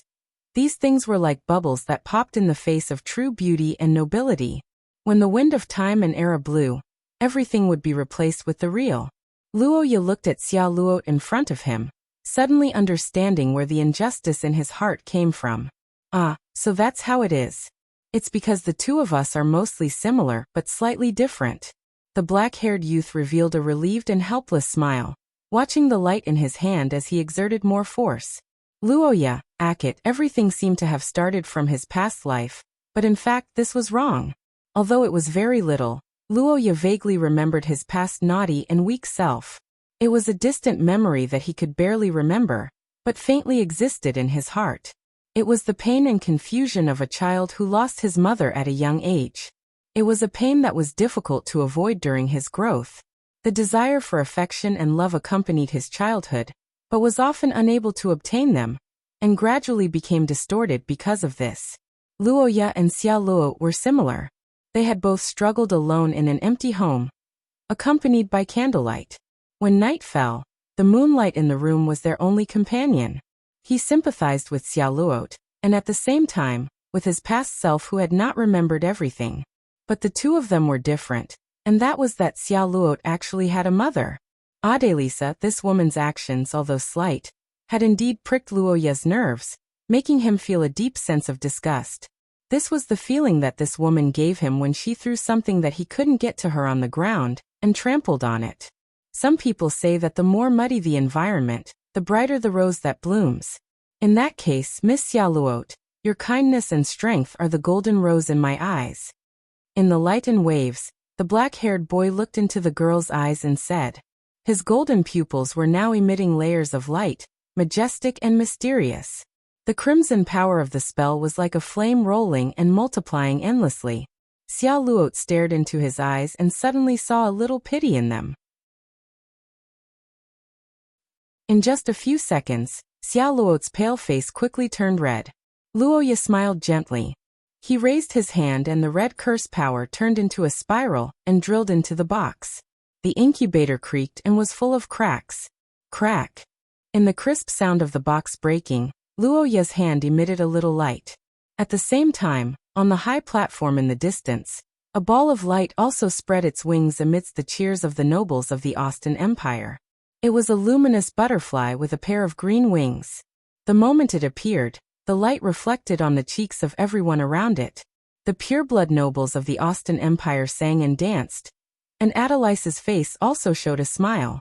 The most beautiful and dazzling butterfly to appear in the pureblood faction was designed by the Milton family over the years. It represented their nobility and elegance. But this year, the one hatched by the prince of the empire was especially beautiful, and its light was also the brightest in all the years. The butterfly broke out of the cocoon and spread its wings. It was about to spread its wings amidst the exclamations of the crowd. No one doubted the status of this butterfly. It was the most powerful and moving one in all the years, just like the Austin Empire. No one could stop it. The cheers of the crowd were loud and enthusiastic, but soon someone realized that something was wrong. Wait, why isn't it flying down? No, none of the butterflies have flown away. The nobles of the Austin Empire who were looking up at the sky also realized that something was wrong. The young masters and young ladies of the noble families also began to whisper to each other. The guests who came from afar looked at the butterflies hovering above their heads without knowing anything. Everyone's eyes were focused on the black-haired young man in the corner of the high platform. Luoya was still suppressing the power of the spell to flow into the incubator. He had already seen the butterfly in the Austin Empire, so he decided to give it his all. This butterfly was not only a competition of personal feelings, but also the first gift to Xia Luo. It must be kind and beautiful, just like the girl in front of him. The moment it was born, the butterflies of the Rumen forest would have a new leader, and it would be born as a king. Luoya was giving it his all, but what he did not know was that at the end of the world where no one could reach, the huge skeleton was also watching. His eyes were shining, waiting for the miracle buried in time to appear again. It's done. A few seconds later, the black-haired young man said so softly. What followed was a muffled sound and a bright spiral of light. The incubator exploded. The cage that held the butterfly egg had completely fallen to the ground and shattered into pieces. In the soft sound of the pieces falling to the ground, the butterflies moved.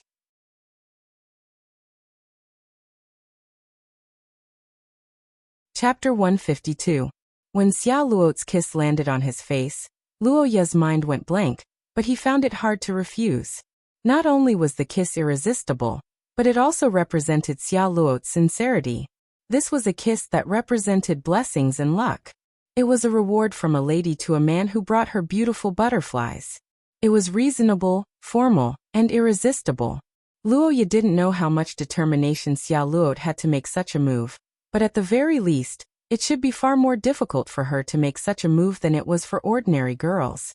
But there was one thing that Luo Ye didn't expect, and that was that this kiss would trigger a conflict in his bloodline. It was a flash of images. There were so many of them that Luo Ye didn't even have time to remember them. At that moment, all the sounds around him disappeared, and Luo Ye's vision seemed to travel back in time hundreds of years ago. It was a man and a woman, a tall woman with reddish-brown hair, and a black-haired man with a cold expression. There were many images that flashed past. Battles, life, happy chatting, talking with someone with a serious expression, and finally, a parting kiss. Wait, this is... Luo Ye looked at the woman who kissed the man's cheek and waved goodbye with a smile. He suddenly had a strange feeling. It was like Xia Luo, but it wasn't. What was this?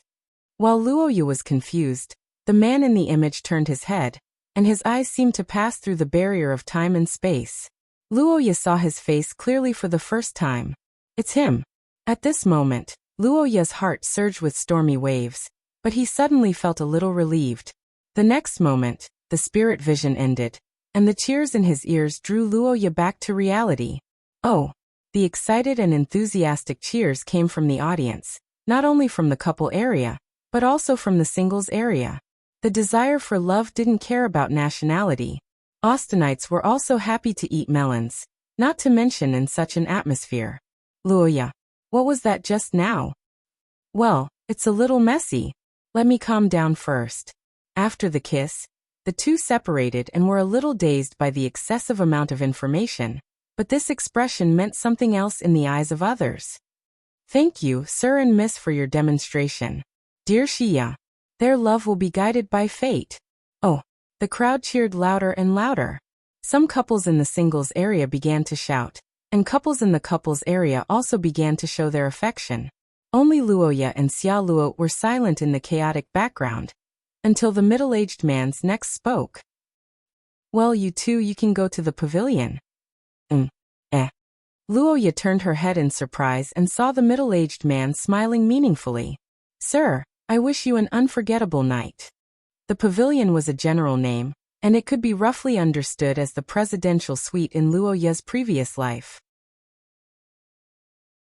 It had to be said that the Milton family was quite good at business operations. Perhaps they had learned a thing or two from their marriage with Sorophia, but they were very good at marketing. For example, this luminous butterfly convention didn't exist a few decades ago. However, as the Milton family continued to build and promote this place, this local tradition of the Austin Empire became more and more famous in Xia. And this pavilion was a product of this situation. It was designed on the highest floor of the Cliff Palace, and it was as magnificent as a palace with a good view. Every year, except for the group of Austin Pureblood School who had cerebral palsy who entertained themselves, it was the place where couples who hatched head butterflies would stay for the night. With such great luck and blessings, coupled with the fact that they were couples, it was needless to say what they would do in such an environment. But this time, for the newcomers, it was too exciting. You really didn't come here on purpose? No, I didn't. Weren't you there? We left together. I couldn't help it. What could I do in such an atmosphere? On the big bed in the presidential suite, a reddish-brown girl hugged a pillow with half of her face exposed. She looked pitifully at the young man who was eager to explain himself. Her eyes were filled with fear, but occasionally, a hint of expectation flashed in those beautiful pupils of hers. Xia Luo, whose brain was severely congested, didn't know what she was thinking anymore. She felt that Luo Ye seemed to have changed into a different person tonight, and Luo Ye's reaction was basically the same.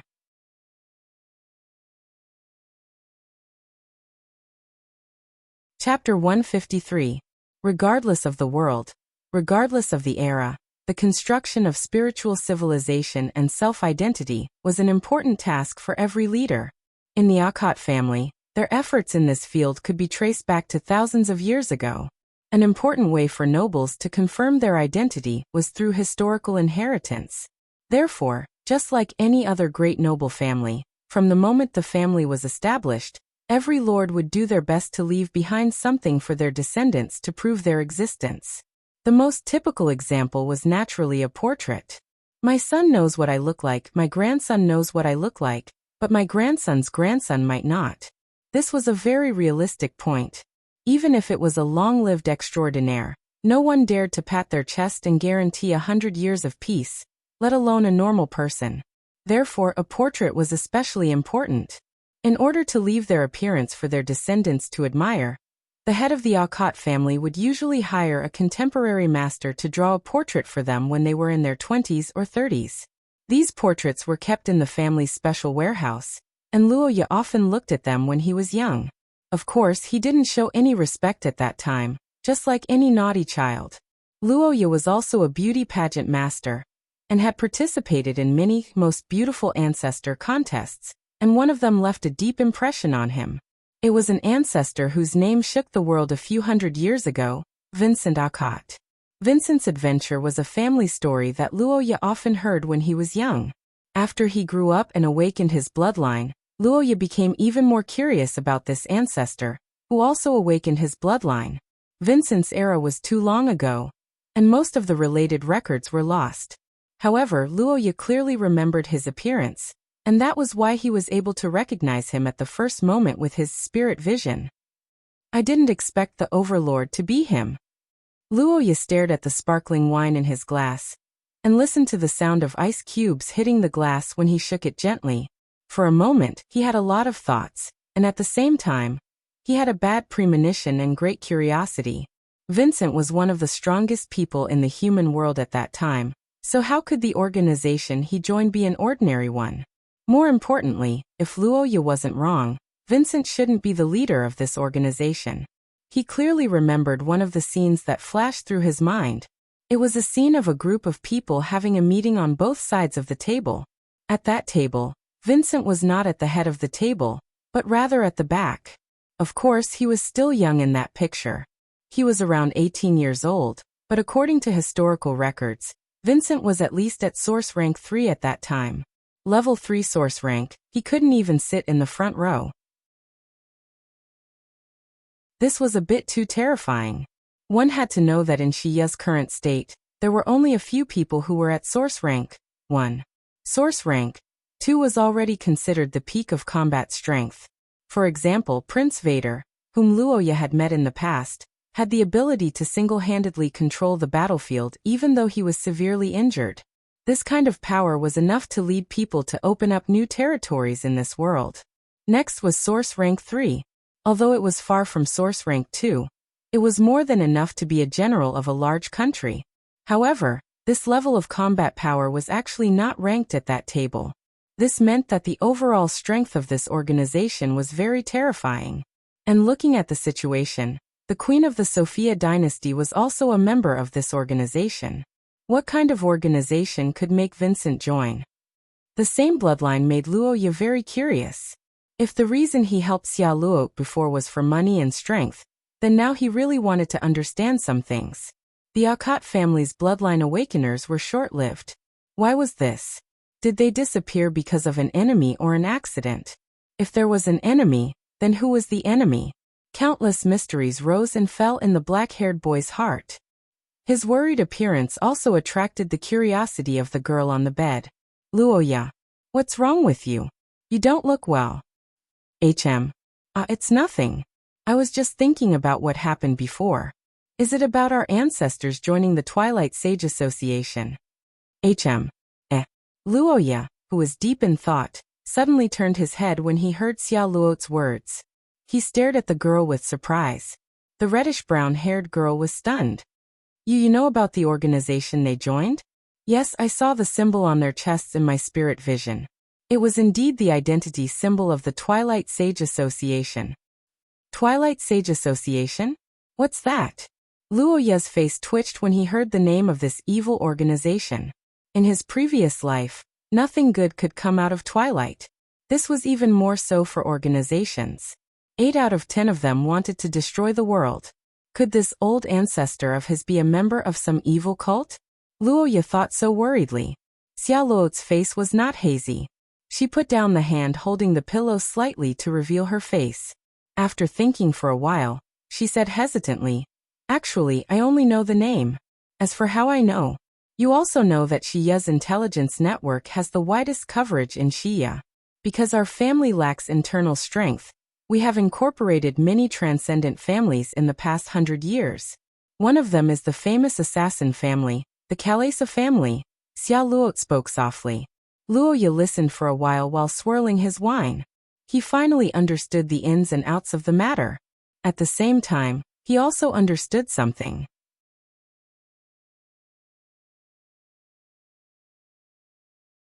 Chapter 154. When he heard Xiaoluo's words, Luoya's entire body trembled. He turned around to look at the beautiful woman on the bed, and suddenly felt a warm current flowing through his body. As the saying goes, it is important to know one's own limits. Knowing how to count is a good virtue. But today, at this very moment, Luoya felt that Xiaoluo's count was probably failing, similar to the level of failure in his previous life. Dressed like this, sitting on the bed, and saying these words with such an expression, was it an invitation or a seduction? Luoya blushed and glared at Xiaoluo. The girl immediately knew that her expression was not right, and hurriedly explained. I meant that we need to rest. That's not what I meant. Okay, I'll sleep on the sofa. You sleep early. Luoya's body was hot and dry. He got up and was about to leave the bedroom when he suddenly felt a tug. The youth turned around and saw the red-haired girl tugging at the corner of his clothes. How can we sleep on the sofa? This bed is so wide. It's fine if we each sleep on one side. The red-haired girl said in a low voice. She had never seen anyone sleep on the sofa, and didn't think that it could be used as bedding. Moreover, Luoya, whether he was the heir of a marquis or a fiancé, shouldn't sleep on that kind of thing. Of course, these were all external reasons. What really mattered was the girl's heart. There were 2 reasons why he came to see Adelisa today. One was because Xiaoluo wanted to repay Luoya for her recent hard work. The other was because Xiaoluo wanted to break away from her childhood and no longer be bound by the past. Originally, Xiaoluo's heart was filled with disappointment and pain. Even if their relationship was extremely cold, no child would be happy about this kind of thing. When she talked about her past with Luoya, it was actually a kind of self-release for the girl. However, what she didn't expect was that this kind of release aroused Luoya's resentment and sympathy. When the youth hatched the most beautiful butterfly, affirming her journey alone for so many years, something buried deep in the girl's heart began to overflow uncontrollably. That was the loneliness that she had been suppressing for so many years. That was the weakness of a girl who never exposed herself in front of others. When the butterfly spread its wings, Charlotte's heart seemed to be liberated. For a moment, she even felt that Roja was her family. The 2 of them had been married for so many years and accompanied each other for a long time. Of course, Xiaoluo soon woke up, but that feeling lingered in her heart for a long time. If it was before, Xiaoluo would never agree to sleep in the same room as Luoya. But now, just sleeping on the sofa made her inexplicably distressed. Xiaoluo's feelings were a little out of control. On the other hand, Luoya's biological instincts were about to go out of control. Today, Xiaoluo was dressed very boldly, perhaps because she came to see her mother. It was as if she was deliberately going against the Austin conservatives. But no matter what the reason was, there was an unavoidable problem. Xiaoluo's current charm was fatal. In order to grab onto the corner of Luoya's clothes, the girl put down the pillow and threw herself forward. At this time, she was kneeling on the bed with all 4 limbs. Her big emerald eyes were looking at him with a layer of mist. Under her beautiful face and red lips was a chest that had just grown a little, but appeared more youthful. The wine was a little to the head. Luoya held the wine glass and tried to find an excuse. The black-haired youth was conceited and had a strong resistance to beauty. In the past 3 years, he had seen the 2 top beauties, Ai Lizzie and Nua Ire, again and again. But he had never felt this way before. If appearance was the first layer, then the purity, ignorance, and slight fear in the young Miss eyes were the 3rd layer. The natural contrast with her usual intelligence was the fourth layer. And the fifth layer was Xia Luo's origin substance. It was also the greatest temptation that was madly stimulating Luo Ye's evil desires. The Seraphia race had many people, and were based on the three origin substances of the human race. But for those with a clear Highland Elf bloodline, especially Xia Luot, who had awakened an atavistic bloodline, they had their clan's origin substance. Seraphia's origin substance was loyalty. Just like the other origin substances of the Xia world, Seraphia's origin substance, loyalty, also had a similar promotion method. But because she was a ruler, Seraphia's loyalty was mostly to her family and faith. In this aspect, men naturally referred to their own families. But for women the word loyalty changed with marriage. That's right, most of Seraphia's women chose to be loyal to their own families. In other words, they were loyal to their husbands until death. They were the ultimate nemesis of Taurans. However, just as there were pros and cons to everything, Seraphia's loyalty also had an unknown sadness, and that was the fact that she had entrusted it to the wrong person. This was also the reason why there were so many nobles in Xia, and Seraphia's women were especially miserable when they met with misfortune. Other people's love was continuous and could be interrupted, but Seraphia's love was all in one go. This was also one of the reasons why Xia Luo was afraid of marriage. To a certain extent, it was a path of no return. Luo Ye completely understood this situation, but at the same time, a kind of instinctive possessiveness was born in him. If he tricked this pitifully naive young lady now, he might be able to obtain a lover who would never leave him after one night. Never leave him. This word seemed to have some kind of magic that made Luo Ye's brain continue to overheat. In this materialistic and extravagant society where the nobles were used to cheating, a beautiful, noble and eternally loyal woman was almost every man's dream. At the crucial moment, Luo Ye, whose face was red from holding back his anger, surged with curses. He raised his hands and cast 2 curses. Cold animal. Thinking has been rationally corrected, greatly reducing the influence of various impulses and desires on decision-making.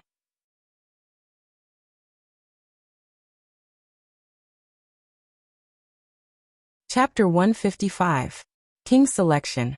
A hoarse yet familiar voice entered Luo Ye's ears, causing him to be alert and shudder.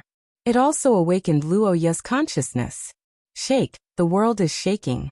This was what Luo Ye felt in his half-awake state. Deep fatigue attacked his body, making him feel as if he had run a 40-kilometer marathon. His eyelids were heavy and he could not open them, but his ears were noisy.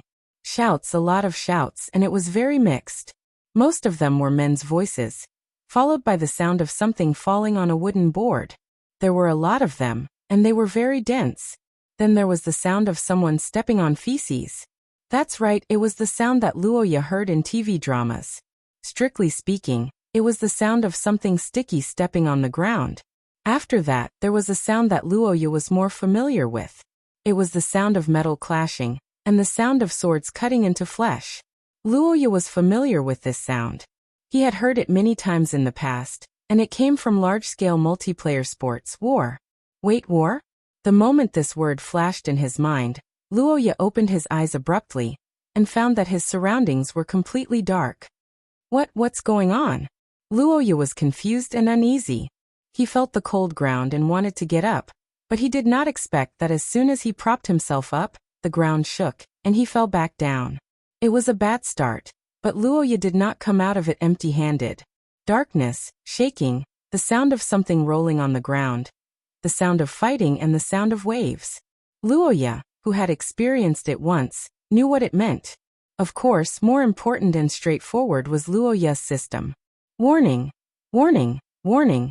Bloodline promotion signs detected. System assistance bloodline promotion activating.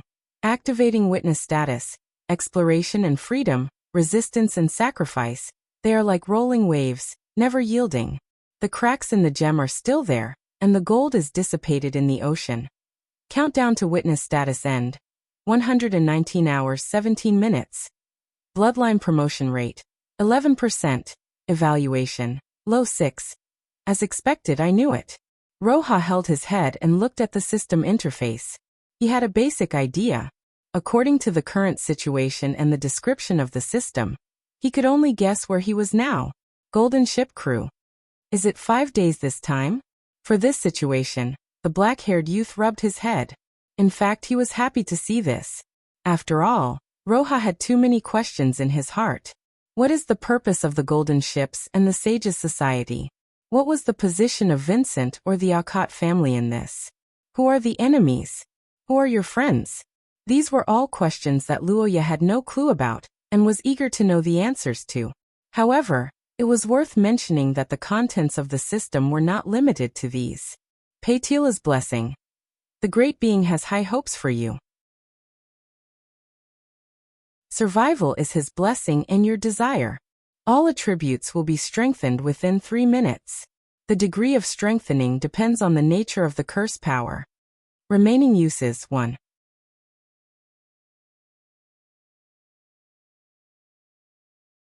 Chapter 156. How strong was Luoya? This was a question that not many people, or perhaps almost no one, knew. Whether it was Ai Lizzie, Kadia, or Anna, none of the people in the Alcott family who were close to Luoya had actually seen him in action.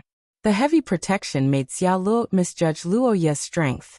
After all, in her eyes, Luoya was a scholar. However, in reality, as the contractor of the Gulen Daer, under the 2 years of the giant's guidance, Luoya was no longer the same as before. Putting aside the fact that he was at the peak of source level 5 for now, just the exclusive bonus of the crown made Luoya stronger than other people of the same level. His curse power was more condensed, and its speed was faster. Of course, the most important thing was the special characteristic of the crown. Glory return.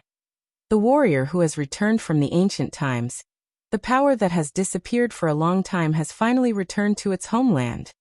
That's right, under the unique ability of the crown, Glory Return, Luoya could use the power of the ancient existence that he had signed a contract with to a certain extent. The Gulen Daer's strength and some undead skills were the source of the crown. As the saying goes, a strong man can defeat 10 skilled men. The strength attribute had always been a hard currency in actual combat, and this powerful strength combined with Luoya's own curse power formed a set of powerful system. If the monster under his feet was classified according to the strength of a human, it was probably at source level 5, but in reality, it was smashed into meat paste in a single blow. I can probably protect myself, and as your fiancé and the one who opened this historical fragment, I have the responsibility to protect you. Sorry, I don't accept any rebuttal. And we don't have time to discuss these things now. This monster should be a scaly man. This ship was attacked by the sea folk, and the battle situation doesn't seem to be right. Luoya stretched out his hand to stop the girl's words.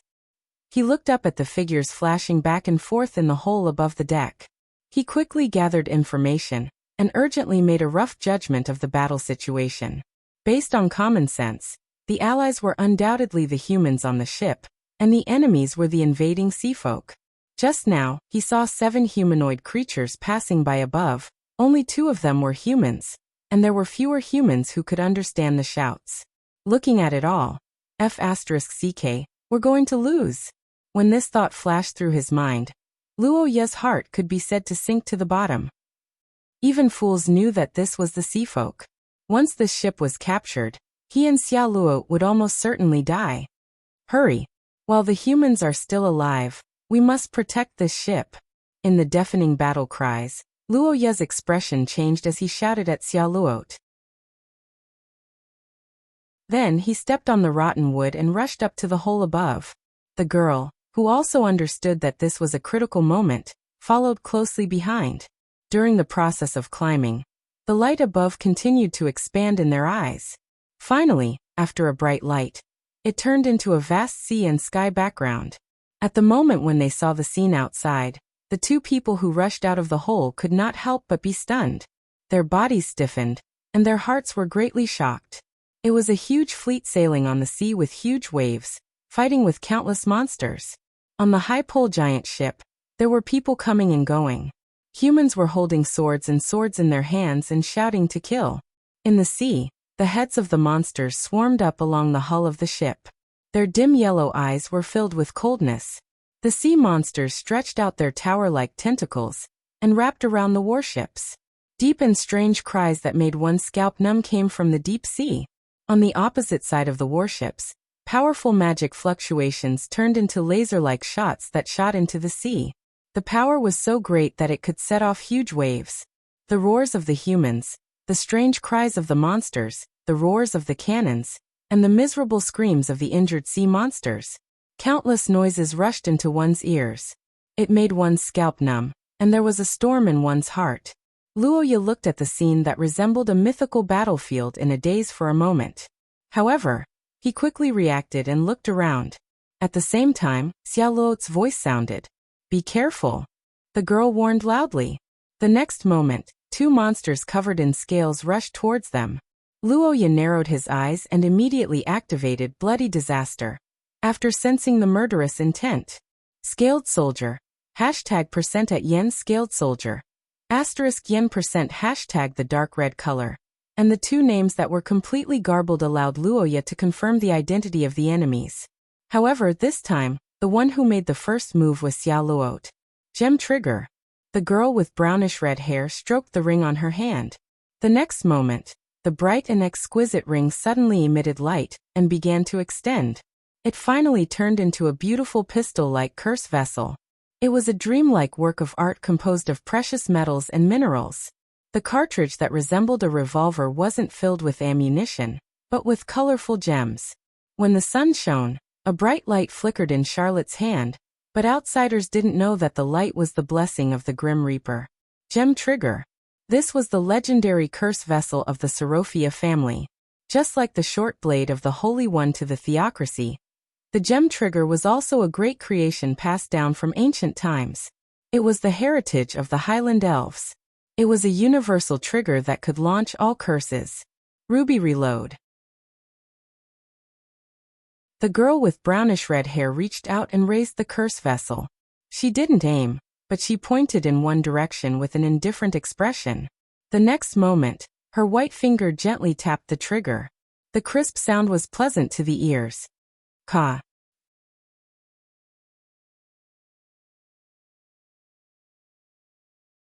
Chapter 157. Captain Jeff felt that this might be the last day of his life. Jeff was 50 years old this year. He wasn't tall, and his appearance wasn't anything special. His gray hair carried the vicissitudes of life, and he wore a simple sailor outfit.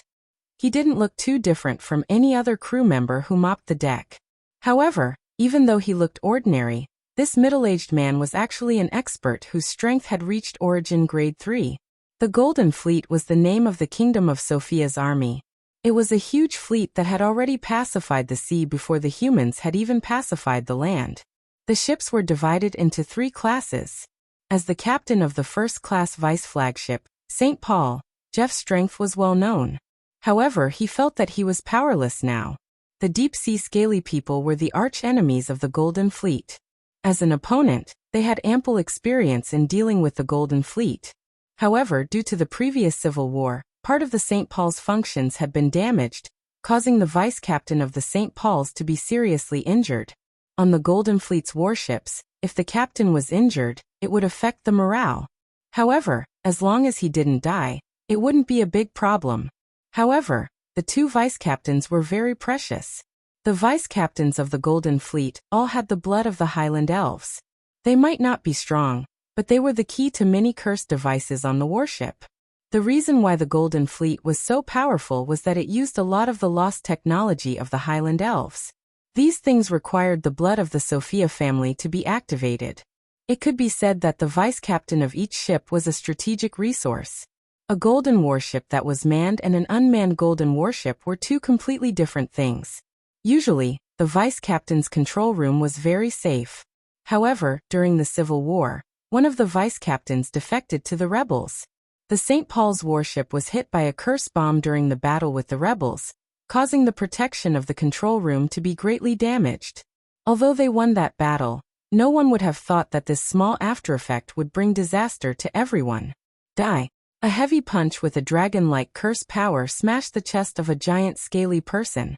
Jeff's eyes widened in anger as he roared, and directly tore the general of the third source-rank scaly person in front of him in half. Flesh and blood splattered like rain. The middle-aged man whose body was dyed red looked at the shocked expression of the scaly person before he died and shook his head. "I can't fight in the water. You can't fight on land." Thinking of this, Jeff exhaled and reached out his hand to cover the bloody hole in his abdomen. He turned his head to look at the people around him. "How is Vice Captain Ravel?" "Captain, I'm afraid Vice Captain Raway won't make it." When the ship doctor covered in blood spoke these words, the expressions of everyone nearby changed. An indescribable silence abruptly appeared in this battlefield filled with war cries that shook the heavens. Vice Captain Ravel was dying, which meant that the golden battleship would stop operating. Now there were many curse vessels protecting everyone. Soon, the electric net outside the hull would disappear. At that time, everyone would no longer face the elite army of the scaled people, but countless monsters as vast as the sea. How long can the power grid last? About 10 minutes. 10 minutes? Jeff muttered to himself as he looked at the horde of scaly people and the sailors who were fighting in front of him. As a person who had been on the sea for half his life, he was already prepared for it. But it was a pity that so many young people had died. A strong sense of sorrow rose in the middle-aged man's heart. He quickly walked to the front of the young man who had fallen to the ground, and bent over to look at his pale face. "Ravel, can you hold on for another 10 minutes? Brothers, let's drag a few of them down with us. At that time, you will activate the central golden soul, bring the big guys outside, and let's go together." The young man, whose chest and abdomen had been cut open and whose consciousness had begun to blur, widened his eyes slightly. At this moment, the young man who was on the verge of death seemed to have regained his consciousness. He smiled with a little pride and made a promise softly. All right. Leave it to me, Captain." "Good job." Looking at the young man who was dedicated to his duty at the last moment, Jeff grinned. He raised his head and looked around. All he saw were calm faces. Those were the warriors who buried their fear in the bottom of their hearts and faced death with equanimity. "Sorry, everyone. What does the dog trader and the fish cub have to do with you, Captain? It's the last battle. The shield is yours." The warriors chuckled, stood up and walked to the front line under Jeff's leadership. The old captain reached out and wiped his eyes, burying the last sadness in his heart. Next, it was a desperate charge. Killing more enemies and reducing the pressure on their allies was the last thing they could do. The sailors drew their swords and axes, but before the final battle began, the uproar at the front line had rushed into their ears. "Captain, who's that?" The sailors next to him exclaimed and pointed to the front. Jeff wiped his hands and looked forward, and his eyes widened suddenly.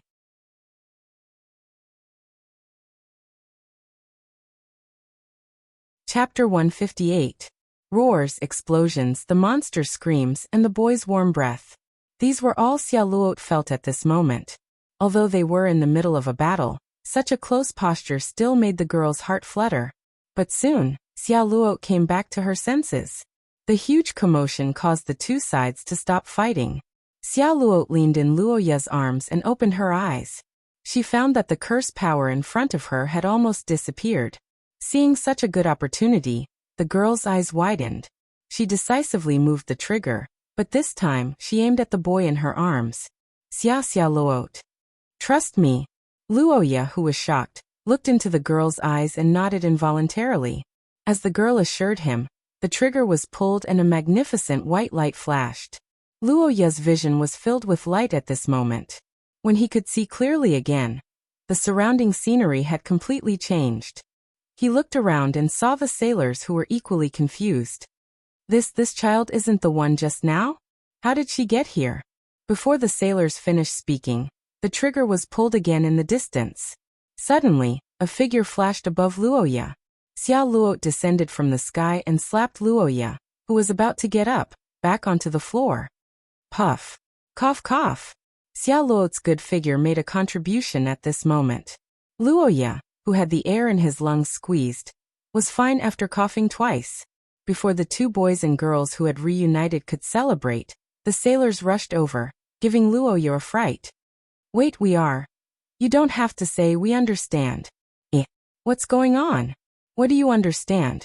Luoya, who was anxious to clarify his position, was stunned when he saw the sailors rushing over turn around and protect the two of them with their weapons.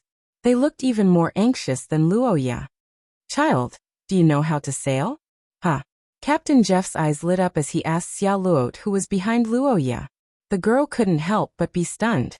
Seeing this, Jeff suddenly understood and hurriedly pointed at the ship's doctor and yelled, "Quick!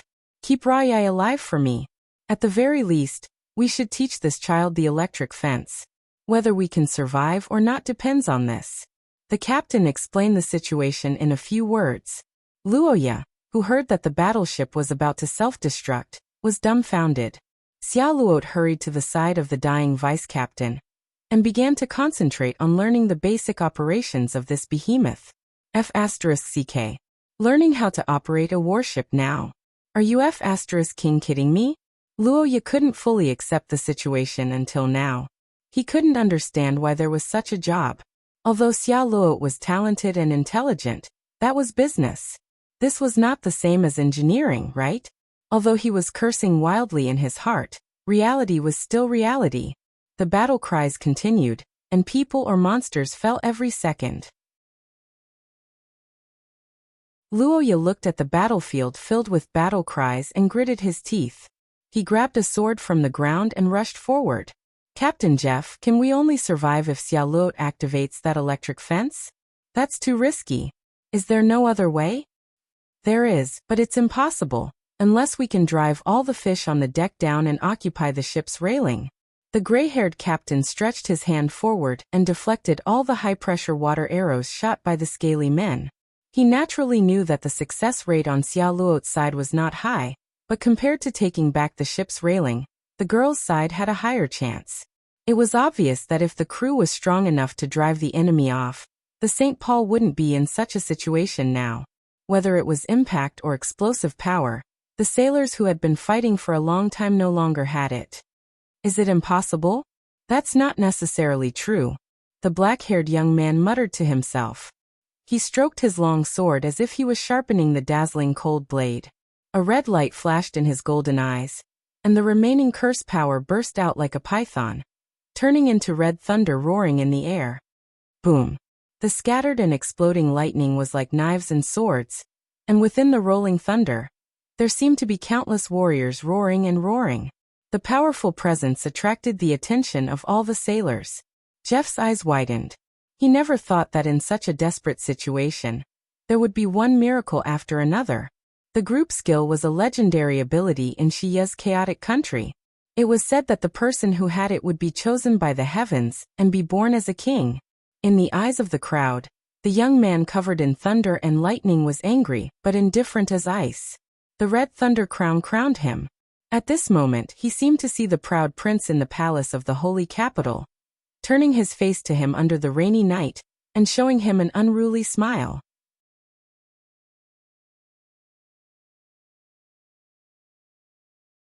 Chapter 159. What was the most handsome thing in a man's fantasy? Luoya didn't know about other people, but in his mind, there were only two things. Cannons, giant ships. Then there was the sea of stars, dreams, and faraway places. F***ck them. The cheers of the crowd were deafening, like a match that ignited the dreams of the black-haired youth buried in his previous life. The caliber was justice, and the range was truth. Luoya, senior disciple of the Cannon Tower Church, joined the battle. Luoya, who was quickly infected by the atmosphere, shouted with the crowd. Captain Jeff saw this and laughed loudly. He was very familiar with this reaction. Every young person who saw the main cannons of the Golden Ship Regiment for the first time would fall into this fanaticism. Some people would even worship the cannon at the bow of the ship. The enemies in the sea where the giant octopus monster was located had been annihilated by the Golden Ship Regiment.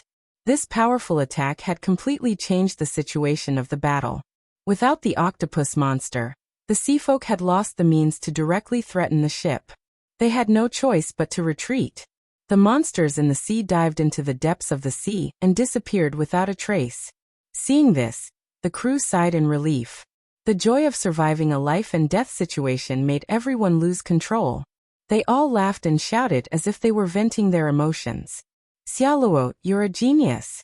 In the midst of the uproar of the crowd, Luo Ye rushed to the red-haired girl and gave her a big hug. In the face of Luo Ye's excited and unhesitant intimate action, Xia Luo couldn't be as calm as he was during the battle. You, what are you doing? Let go. The girl, who was originally exhausted due to the overdraft of her curse power, suddenly felt her body temperature rise in the boy's arms. Her face was red, but she weakly patted Luo Ye's back. However, this slight resistance had no effect. It didn't even attract Luo Ye's attention. After a round of close contact, the boy looked at his system and checked the evaluation. Evaluation. Average 56. Sure enough, the damage of the allies this time was also counted in the evaluation. Luo Ye looked at the evaluation that rose to 56 points, and was very excited. Last time in the historical fragment, Luo Ye had to personally fight with the talents for the evaluation. How could it be as good as bringing people to fight together with him now? And from the perspective of survival, it was a great thing to have allies around him. The black-haired boy was happy while thinking about the reason. He felt that this should be because this battle was a battle between humans and foreign races, so he could gain so much when he led the humans' counterattack. You're too close. Ah, sorry. Charlotte's voice was like a mosquito's protest. The youth recovered and hurriedly separated. Roja let go of her hand and looked at the girl with tears in her eyes. Charlotte bit her lips and stared at him. This was the first time she scolded him since the butterfly incident. Stupid. Idiot. Unbelievable. I was wrong. I was just a little excited when I saw how good your cannon skills were. Luo Ye was embarrassed as he muttered to himself. At the same time, the doubts in his heart grew stronger. He could not figure out how Xia Luo learned how to pilot such a super battleship in such a short time. However, this was not the main point now. Oh, is that so? Don't think that I didn't see what you did. You didn't believe that I could succeed at all and rushed out yourself, right? This. The black-haired boy looked away guiltily when his thoughts were exposed. Xia Luo saw this and glared at him fiercely. The girl recalled how Luo Ye looked when he led all the humans to charge. Her heart was in turmoil. Even now, she could not calm down. Xia Luo had never seen the boy at that time. In her impression, Luo Ye was more like a bookish businessman. However, at that moment, Xia Luo saw the shadow of a hero in him. Heroes could make any girl's heart flutter. That was why there were many beauties around heroes since ancient times. Xia Luo was no exception. However, other than her heart fluttering, the girl also had an unknown worry in her heart. Why did he rush so far forward? What if he was injured? What if he was hit by a water arrow? Why was a level 5 source ranker at the front while Captain Jeff, a level 3 source ranker, followed behind him? Looking at her companion who was in the limelight, not only was he not happy, but he was worried. This was the first time Xia Luo experienced this feeling. She did not know why. She only knew that it was a great test for her heart. She did not want to experience it a second time. I am afraid that Mr. Deputy Captain's injuries are serious and can't hold on until I teach you the technique. It's double insurance, haha. Clumsy lie. I can't be bothered with you. Xia Luo waved her hand, and the battleship began to leave the battle area in the same direction according to the instructions broadcast to the entire ship. Once they left the battle area, it also meant that this encounter was completely over.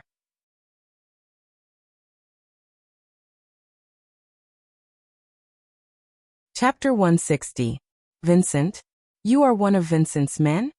In front of the St. Paul's captain's room, a tall brown-haired beauty looked at the black-haired, golden-eyed young man in astonishment.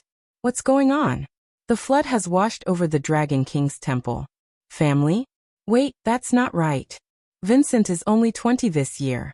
Why haven't I heard that he has a younger brother? Furthermore, if you are a member of the Akot family, you shouldn't have come. I have already sent a letter to Vincent. There is no need for him to send anyone else. Your Majesty, are you referring to the letter that states that you will arrive at the Twin Horns port in the middle of April? You have seen the letter?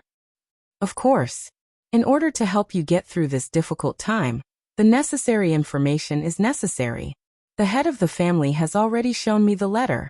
Under the astonished gaze of Isabella, Luoya reached into his pocket with a calm expression and took out a golden sealed letter.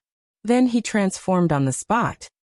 Your Majesty the Queen, this is a keepsake that my brother gave me before I came here. However, due to the fact that the Twilight Sage Association's delivery involves the attributes of space and time, this letter is as fragile as if it has been placed there for hundreds of years. Please be careful. As Luoya spoke, he passed the letter to Isabella with both hands. Looking at the woman, his eyes were filled with smiles and friendliness, as though he already knew of the relationship between her and his brother. The brown-haired queen was taken aback. She hesitated for a moment before accepting the letter. Why is this fellow so good at deceiving others? Behind Luoya, the brown-haired young lady was trying her best to control her facial expression. She was speechless to the extreme. She was impressed by the young man's ability to link everything together and treat it as a stitched monster. This fellow. It is fortunate that I was prepared. Otherwise, I might have been deceived by him as well. The young mistress was unconsciously rejoicing. On the other hand, the queen caressed the familiar letter and observed the brittle paper in astonishment. Just as the saying goes, no matter how one tries to hide it, the traces of time cannot be erased. Buckwheat paper is tough and durable. It would probably take hundreds of years for the paper to become so brittle. I didn't expect such a thing to happen. Was it a scholar who sent you here? Isabella's doubts were mostly eliminated by the evidence, but she still didn't completely let down her guard. Faced with a new problem, Luoya pondered for a moment and shook her head. My apologies, Your Majesty. Although I know that the ones who sent us here are the members of the Twilight Sage Association, I am not one of them. I have only heard about them from my elder brother. Thus I do not know who they are. What does he look like? I'm not sure. In fact, we can only see a blurry figure. In the face of Her Majesty's interrogation, Luoya answered with a troubled expression. However, not only did this I don't know answer not arouse Isabella's suspicion, but it also made her completely believe in Luoya. The Dusk Sages Association was an organization where all the powerful individuals in the world were united for a common goal. As outstanding individuals, or even rulers of various domains, the members of the Dusk Sages Association were likely to have grudges against each other. In order to not affect their work efficiency, none of the members of the Dusk Sages Association showed themselves. Even their voices were masked. Scholar was a senior member of the Twilight Sage Association. Her supernatural powers were outstanding, but she was also extremely cautious. If Luoya revealed her appearance, Isabella would probably start a war without hesitation. Luoya's suspicions were basically eliminated. Isabella then turned her gaze to Xiaoluot, whose hair color was similar to hers. The black-haired young man's heart skipped a beat when he saw this, but he didn't expect that. Xiaoluot was even better at acting than him. Realizing that Isabella was looking at her, Xiaoluot paused for a moment. The next moment, tears suddenly welled up in her eyes. The reddish-brown-haired young woman trembled as she stretched out her arm and opened her palm. In the center of her palm, a sparkling gemstone trigger was placed flat on her palm, shining brightly. This is my keepsake, Your Majesty Isabella. Please help the Sorofia family on account of our relationship as fellow humans. What? Faced with the crying young woman and all sorts of information, Isabella was rather confused. Xiaoluot sobbed as she told the story to the queen's astonished and confused gaze. It was 200 years ago when the Sorofia family broke away from the human army and migrated to the south. Some of the weaker members of the Sorofia family fell behind and didn't manage to catch up in time. As a result, they were captured by the Austin Empire and forced to join the empire. They were then assigned to be under the rule of the Milton family. The Highland Elf bloodline was naturally sensitive to money. The Milton family took advantage of this to force the Sorofia family to do business in order to earn money. However, due to historical reasons, the Sorofia family was discriminated against as traitors and lived in persecution and suffering. Family curses and bloodline curses were continuously broken for more than 200 years, causing the Sorofia family to be unable to fight back. The current head of the Sorofia family, Bruce, was deeply worried about this. However, he accidentally heard about the existence of the Sorofia kingdom from the Akat family. For the future of the Sorofia family, he ordered his daughter Xia Luot to bring the family's only ancestral secret treasure, the stone trigger, as a keepsake and ask for help from the Sorofia royal family. As this mission required a Highland elf bloodline holder, Xia Luot volunteered herself. With the combination of the two, she was finally qualified to follow Luoya and be sent here by the curses. She also succeeded in meeting her own people. Xia Luot told the story with tears in her eyes. Her sincere complaints attracted the attention of everyone nearby. Not to mention Isabela, if it wasn't for the fact that Luoya knew about Xia Luot's background, even Luoya would have believed her. How could this person be so good at lying? Luoya looked at the crying young woman and sighed in her heart, the same as what Xia Luot had 5 minutes ago. However, she had to admit that the duet of this unscrupulous fiancé couple was indeed effective. I didn't expect that the people who were separated back then actually survived.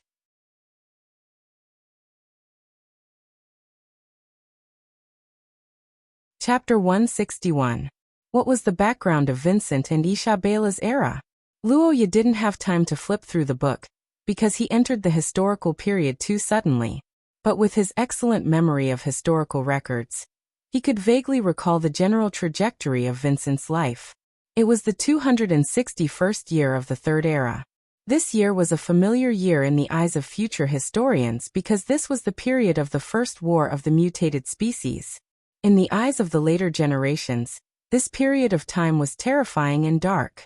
Everyone who read history books focused their attention on the eastern region and the subsequent large-scale human battles. No one cared about the kingdom of Sofia in the distant south. In the subsequent wars, human literature was destroyed by the flames of war. Not even 1 out of 10 remained. This could be said to be the reason why there were almost no records of the kingdom of Sofia in the future. But today, Luoya learned something else and discovered that the kingdom of Sofia, or at least Queen Isabela, didn't seem to be so far away from the world and enjoyed a paradise alone. 6 disasters? Sister Isabela, what is that? Oh, Vincent didn't tell you, right? Well, he's very tight-lipped. The brown-haired woman listened to Xia Luot's question and said so. Then she looked at the 2 people in front of her and smiled helplessly. Actually, in theory, I should keep it a secret, but because of our race, everyone on the ship basically already knows, so I'm too lazy to keep it a secret. Luoya, you have already read the letter before, right? Aren't you curious about what the egg is? Wait, don't tell me. That's right, the golden ship received a commission from the Sage Society to transport the 6 disasters, egg. The brown-haired queen said so. She turned her head and looked at the white sail outside the window. She raised her hand and took a sip of wine. After pondering for a long time, she suddenly asked a question in a heavy voice. You too, do you believe in fate? Fate. Hearing Isabela's question that came out of nowhere, Luoya and Xia Luot were both stunned. The black-haired boy was hesitant about this mysterious question. The girl who had more right to speak thought for a while and slowly said, the scope of fate is too broad. It has different meanings depending on the target. What kind of fate do you mean by fate? What kind of fate? If I have to say, it's humans. Ha! Isabela's answer made Xia Luot's eyes widened in confusion. Luoya was also confused and couldn't help but complain in his heart. What's going on? Fate can't satisfy you two anymore? Is the prophecy of the apocalypse? Luoya's face twitched when he thought of a long series of numbers such as 1999, 2012. He suddenly felt that Isabela's words were a little unreliable. Although the Highland elves were good at divination, and were rumored to be able to observe fate, in fact, it was difficult to accurately observe the fate of a single person in this world with extraordinary power, let alone the fate of the entire human race. In the end, fate was like a thread. The most terrible thing was variables. The fate of the entire human race was too many variables. It was impossible to control it. Wouldn't the result be a fantasy? Luoya complained in his heart. Xia Luot, who knew the industry, was also puzzled. Isabela looked at the 2 who wanted to say something but didn't care. She shook her wine glass and asked the second question. It has been more than 200 years since we moved to the New World from the West. The current human world has just recovered from the disaster. A new world is being developed, and a new order is being established.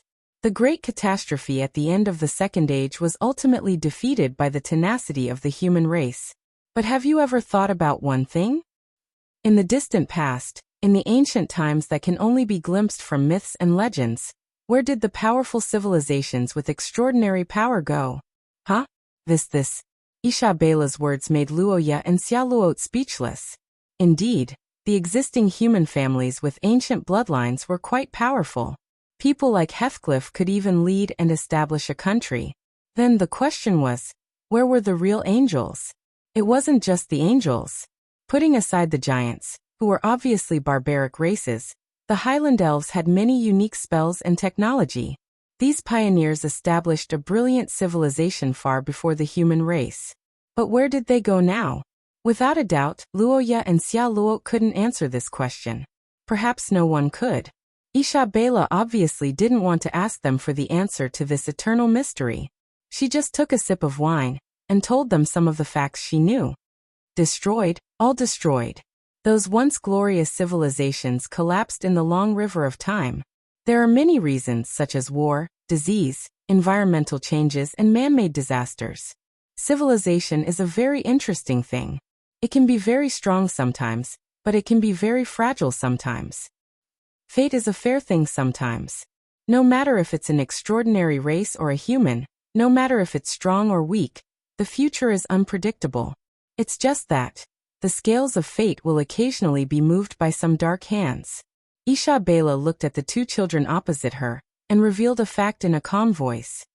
Some civilizations were destroyed, and what killed them was the 6 disasters left behind by Mother Goddess. Destroyed? Mother Goddess?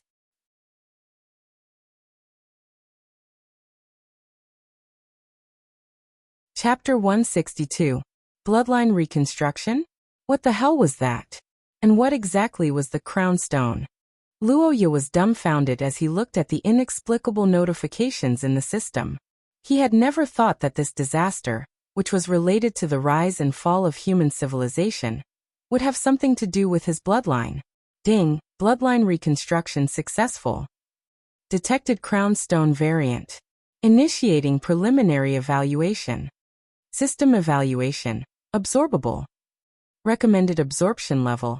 A. Based on the host's specific situation, the variant's growth rate will be evaluated. Recommended absorption level. B+. Warning. Warning. The host's level is not up to standard. There is a certain risk in absorbing. The system has activated partial absorption support. Estimated cost, 300,000 gold coins. Due to the host's insufficient balance, the system has activated the loan function. Not the first loan. Interest rate, 10% per month. With a 10% monthly interest rate, you will be able to borrow 300,000 gold coins. Yes/no. Luoya was dazzled by the long string of data. Countless thoughts began to appear in his mind, but there was only one word that stood out the most. Loan. Another loan. When he saw that the system had started to run out of money again, Luoya felt that something was wrong. He didn't think that it would actually give him a loan, and the interest rate. 10% per month.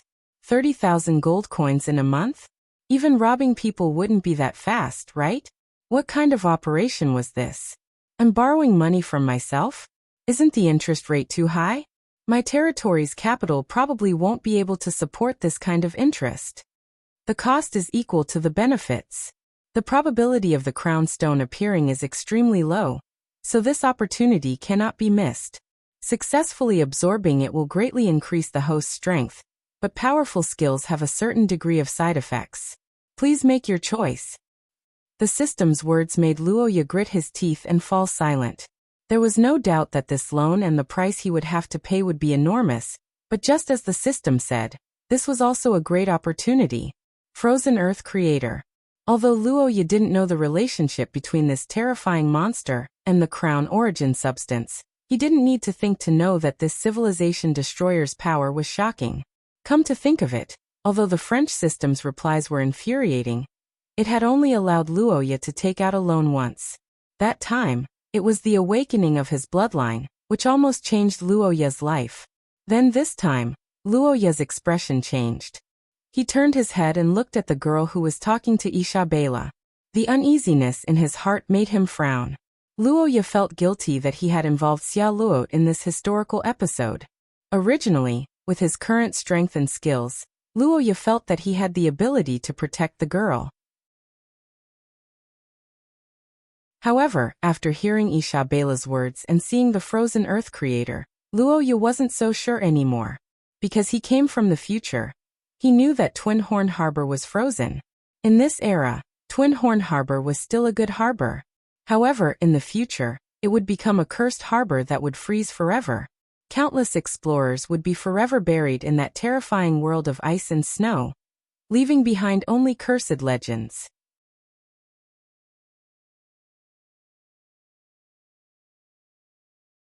Chapter 163. Inside the cabin, the crisp sound of gemstone triggers rang out continuously. The shattered gemstones turned into golden dust that hit Luoya's body and gradually dissipated. Xia Luot's frozen earthmaker's surroundings had turned into a sea of fire under the bombardment of gemstones. Layers of heat waves slightly recovered Luoya's condition, but these flames only lasted for a moment and extinguished themselves a few seconds later. The flames of the curse power were like candles in the wind under the even stronger chill power of the curse power. However, Milady didn't care about this at all. More than a dozen gemstones were enough to warm Luoya up a little. Her real trump card wasn't here. Boil. Seal. The reddish-brown-haired girl's emerald eyes glowed brightly. Her bloodline surged as she pointed the trigger forward. Her majestic aura was like that of a queen commanding thousands of troops. Under Xia Luot's command, the golden liquid metal soldiers responded. Buzz. Violent buzzing and vibrations began to emanate from the hull of the ship. The golden liquid army rushed out of the crisscrossing pipes and charged towards the ice. The sailors on the ship looked at each other, not knowing what was going on. At the same time, Isabela also made her move. I see. Is this the power of the Akot family's bloodline? It's amazing. No wonder the Sage Society sent you here. Then let me, your elder sister, help you a little. Milady Queen looked at the boy and girl below. The last doubt in her heart was completely eliminated. She laughed heartily, and the statue of the goddess of fate that Luoya was familiar with suddenly appeared behind her. The only difference was that the golden statue of Isabela was much clearer. Scales of fate. The beautiful and heroic woman shouted. The golden statue then stretched out the hand holding the scales. At the same time, a stack of chips condensed from golden light appeared in Isabela's hand. Xia Luot, watch carefully. This is the true way to use our bloodline. We are not the ones who obey fate, but the ones who change it. These are the chips condensed from the fate of our lives. Family, friends, subordinates of the kingdom. All glory and shame, glory and destruction, all are in these 10 chips. With these chips as the wager, we will pry fate. Isabela looked down at the two from above. At this time, stars were circling above the cabin. The statue of the goddess of fate stretched out her arms, and images appeared on both sides of the scales. One was a boy with black hair and golden eyes. The other was an embryonic ice monster. Between the two sides, the balance went up and down and finally stopped at the position of the ice monster. Isabela saw this and smiled slightly. If it's only this small difference, then one will be enough. Fate chips, place your bets. Roger that. Isabela flicked her finger, and a golden chip jumped and smashed into Luoya's side. The next moment, the golden statue's mechanical voice sounded, and the scales suddenly tilted. The statue of the goddess of fate released a golden light. The ice monster seemed to be cursed by this light, and its strength was greatly reduced. In just a few seconds, there were only a few white streams of air surrounding it. Luoya felt a strange power descending on him, as if fate was on his side. The boy finally understood why the system had such a high success rate. 10-9-8. Under the protection of this bloodline skill and his fiancée's gemstone behind him, Luoya finally finished absorbing the cold air around him.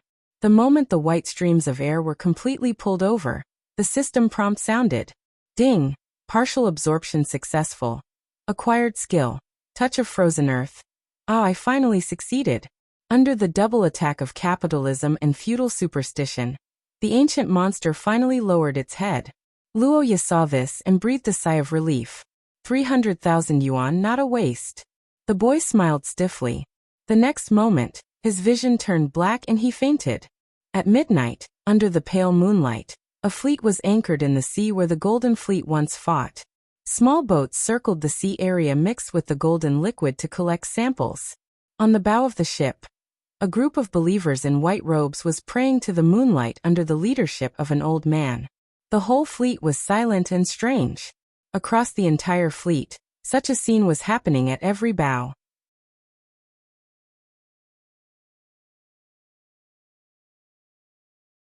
Chapter 164.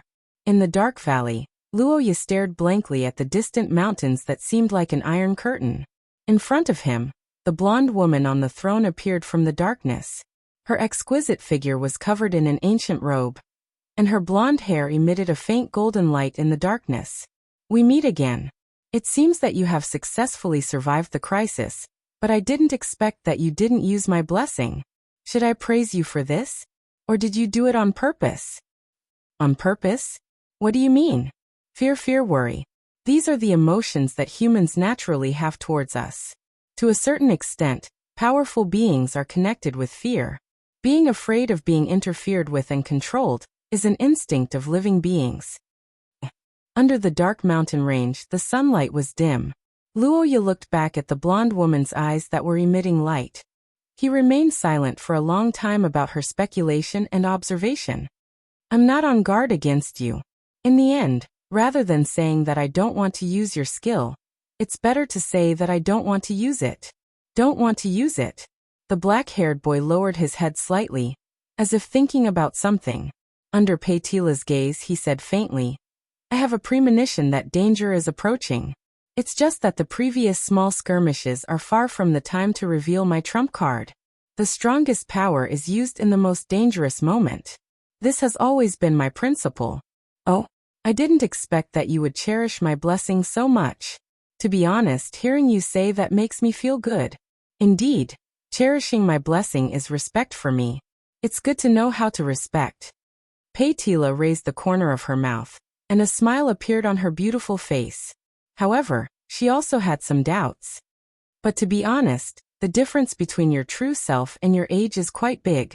True self. That's right. This space is my world.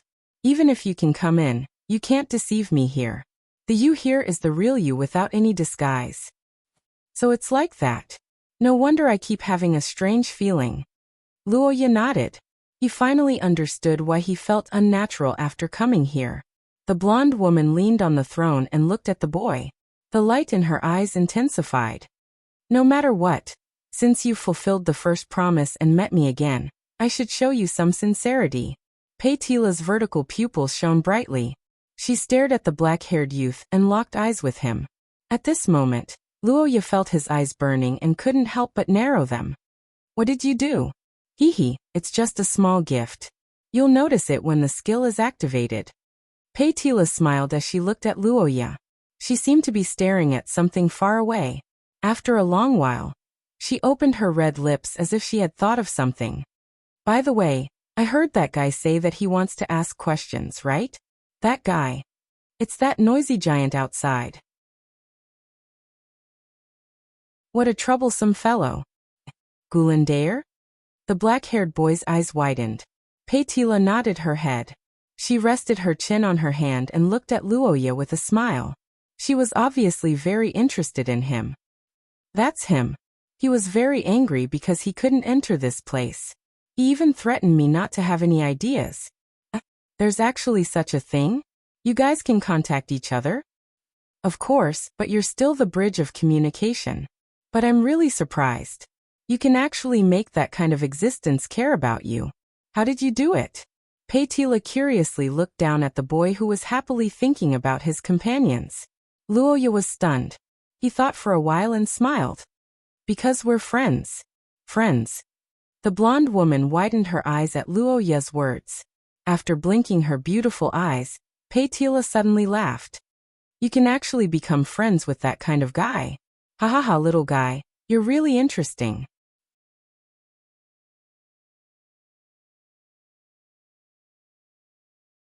Chapter 165. In the cabin, when Isabela's words reached Xia Luo's ears, the reddish-brown-haired girl's body stiffened. "Aye, Sister Isabela? What did you say?" You didn't hear me clearly? Seriously, we don't have much time to waste now." The brown-haired woman frowned when she saw Luoya's condition. She pushed Xia Luo to the bed despite the cold air. Her Majesty Queen tried her best to maintain her composure. She pointed at the black-haired boy's lips and said, "Kiss him. Now." "No, why do you have to do this?" Xia Luo's body flashed with light as she maintained Luoya's state. However, her face instantly flushed red. Her mind was filled with question marks as she looked at her sister behind her. Isabela was helpless when she saw her sister's innocent look. Her Majesty Queen looked at her younger sister and couldn't help but worry. Xia Luo was perfect in her eyes. She was beautiful, kind-hearted, and a good child. She was also extremely talented. Even Isabela didn't dare to say that she was better than her. However, there was one thing that made Her Majesty Queen speechless. She was too pure in her feelings and was too shy. The heroine Isabela recalled her love experience. She remembered that when she first met Vincent during her travels, she was beaten up by him in the ruins. At that time, Isabela was young and hot-blooded. She was proficient in gemstone spells. She didn't hold back and beat Vincent until his face was swollen. In the end, she accidentally triggered a trap, and the two of them were trapped underground. What happened next could be said to be a reversal. Although Isabela was powerful, she only wanted to obtain the treasures in the ruins. She had no interest in archaeology. On the contrary, Vincent, who was beaten down, relied on his knowledge to find a way out. The two of them turned from enemies to friends along the way and worked closely together. Finally, they managed to escape with their lives. To be honest, Isabela had always felt that this episode was quite strange. She even suspected that Vincent had some strange XP. However, Vincent had been quite normal all these years, so she didn't think too much about it. After that, Vincent traveled with Isabela's team to many places. His strength grew stronger as time passed. However, as the heir to the Kingdom of Sofia, Isabela did not reveal her identity. A year later, the journey ended. Isabela, who knew what her little brother was thinking, could only leave with a kiss and a sigh before leaving without saying goodbye. It wasn't until 5 years later that the two of them met again at the evening Sage Club. Although Vincent couldn't see her face and her voice had been altered, he still vaguely recognized Isabela. The two of them, who met again, felt guided by fate. Their old feelings for each other were rekindled, and they finally got together. There was no doubt that Isabela and Vincent's relationship was a result of many twists and turns. Although they were engaged, it was actually a free-spirited relationship. It was a relationship that was deep and could withstand many twists and turns. However, in Isabela's eyes, her little sister's relationship with Xia Luo was not. An engagement that required benefits was a taboo for the Sofia family. In fact, because of the loyalty source substance, the Sofia royal family's females had the right to refuse an engagement. Situations like Xia Luo's situation were very rare. It could only be said that the Sofia family had lost this fine tradition after hundreds of years of independent development. When they first met and discovered that Xia Luo was a super genius, Isabela should have cancelled her engagement and given her freedom. However, the identity of Luoya's little brother made her feel helpless. More importantly, although it wasn't obvious, Xia Luo seemed to be really moved. "Xia Luo, he's your future husband. What are you afraid of?" "No, actually, our engagement can be annulled." "It's not about the engagement. Don't you like him?" Isabella's straightforward shot was as if she had ripped off Charlotte's concealment. The girl's eyes widened and her face turned as red as blood. I didn't." "Huh? You didn't?" The queen snorted at the brown-haired girl's feeble explanation. At the same time, she was angered by her hurried denial. She thought for a moment and stared into Xia Luo's eyes. "Well, since you said so, I'll give you 2 choices. If you like him, You can save him personally. This is a great opportunity. Originally, there was only an engagement, but you can rely on saving his life to truly connect with him and gain a deeper bond. If you don't like him, then leave. I'll use conventional methods to maintain his condition. No matter what, his life won't be in danger. Isabela's words stunned Xia Luot. Her gaze became conflicted and her body began to tremble. The queen sighed when she saw this. Suddenly, her heart softened. She looked at her younger sister and said earnestly, "Charlotte, our origin substances pretty much guarantee that we will be faithful to one person until the end of our lives. There are countless women in our clan who are too ashamed to pursue a relationship and end up in a tragic state. Do you want to follow in their footsteps? Think about your opponents. It's almost inevitable that other girls will appear around a boy like Luoya. If you don't have enough bonds with him before they take action, how do you plan to protect your family?" Isabela's last sentence was like a violent blow to the brown-haired girl's body. Xia Luot's eyes flashed with the shadows of two girls, one with blonde hair and the other with silver hair. In the end, her attention returned to the word family. Her confused gaze gradually became firm, and her body gradually stopped trembling. "Fine, it's about time." Isabela secretly clenched her fists. Xia Luot also felt that she had made up her mind. "I understand, Sister Isabela. You're tuning in to the Earbook Haven YouTube channel. Don't forget to subscribe and join us on this journey to catch the most captivating stories.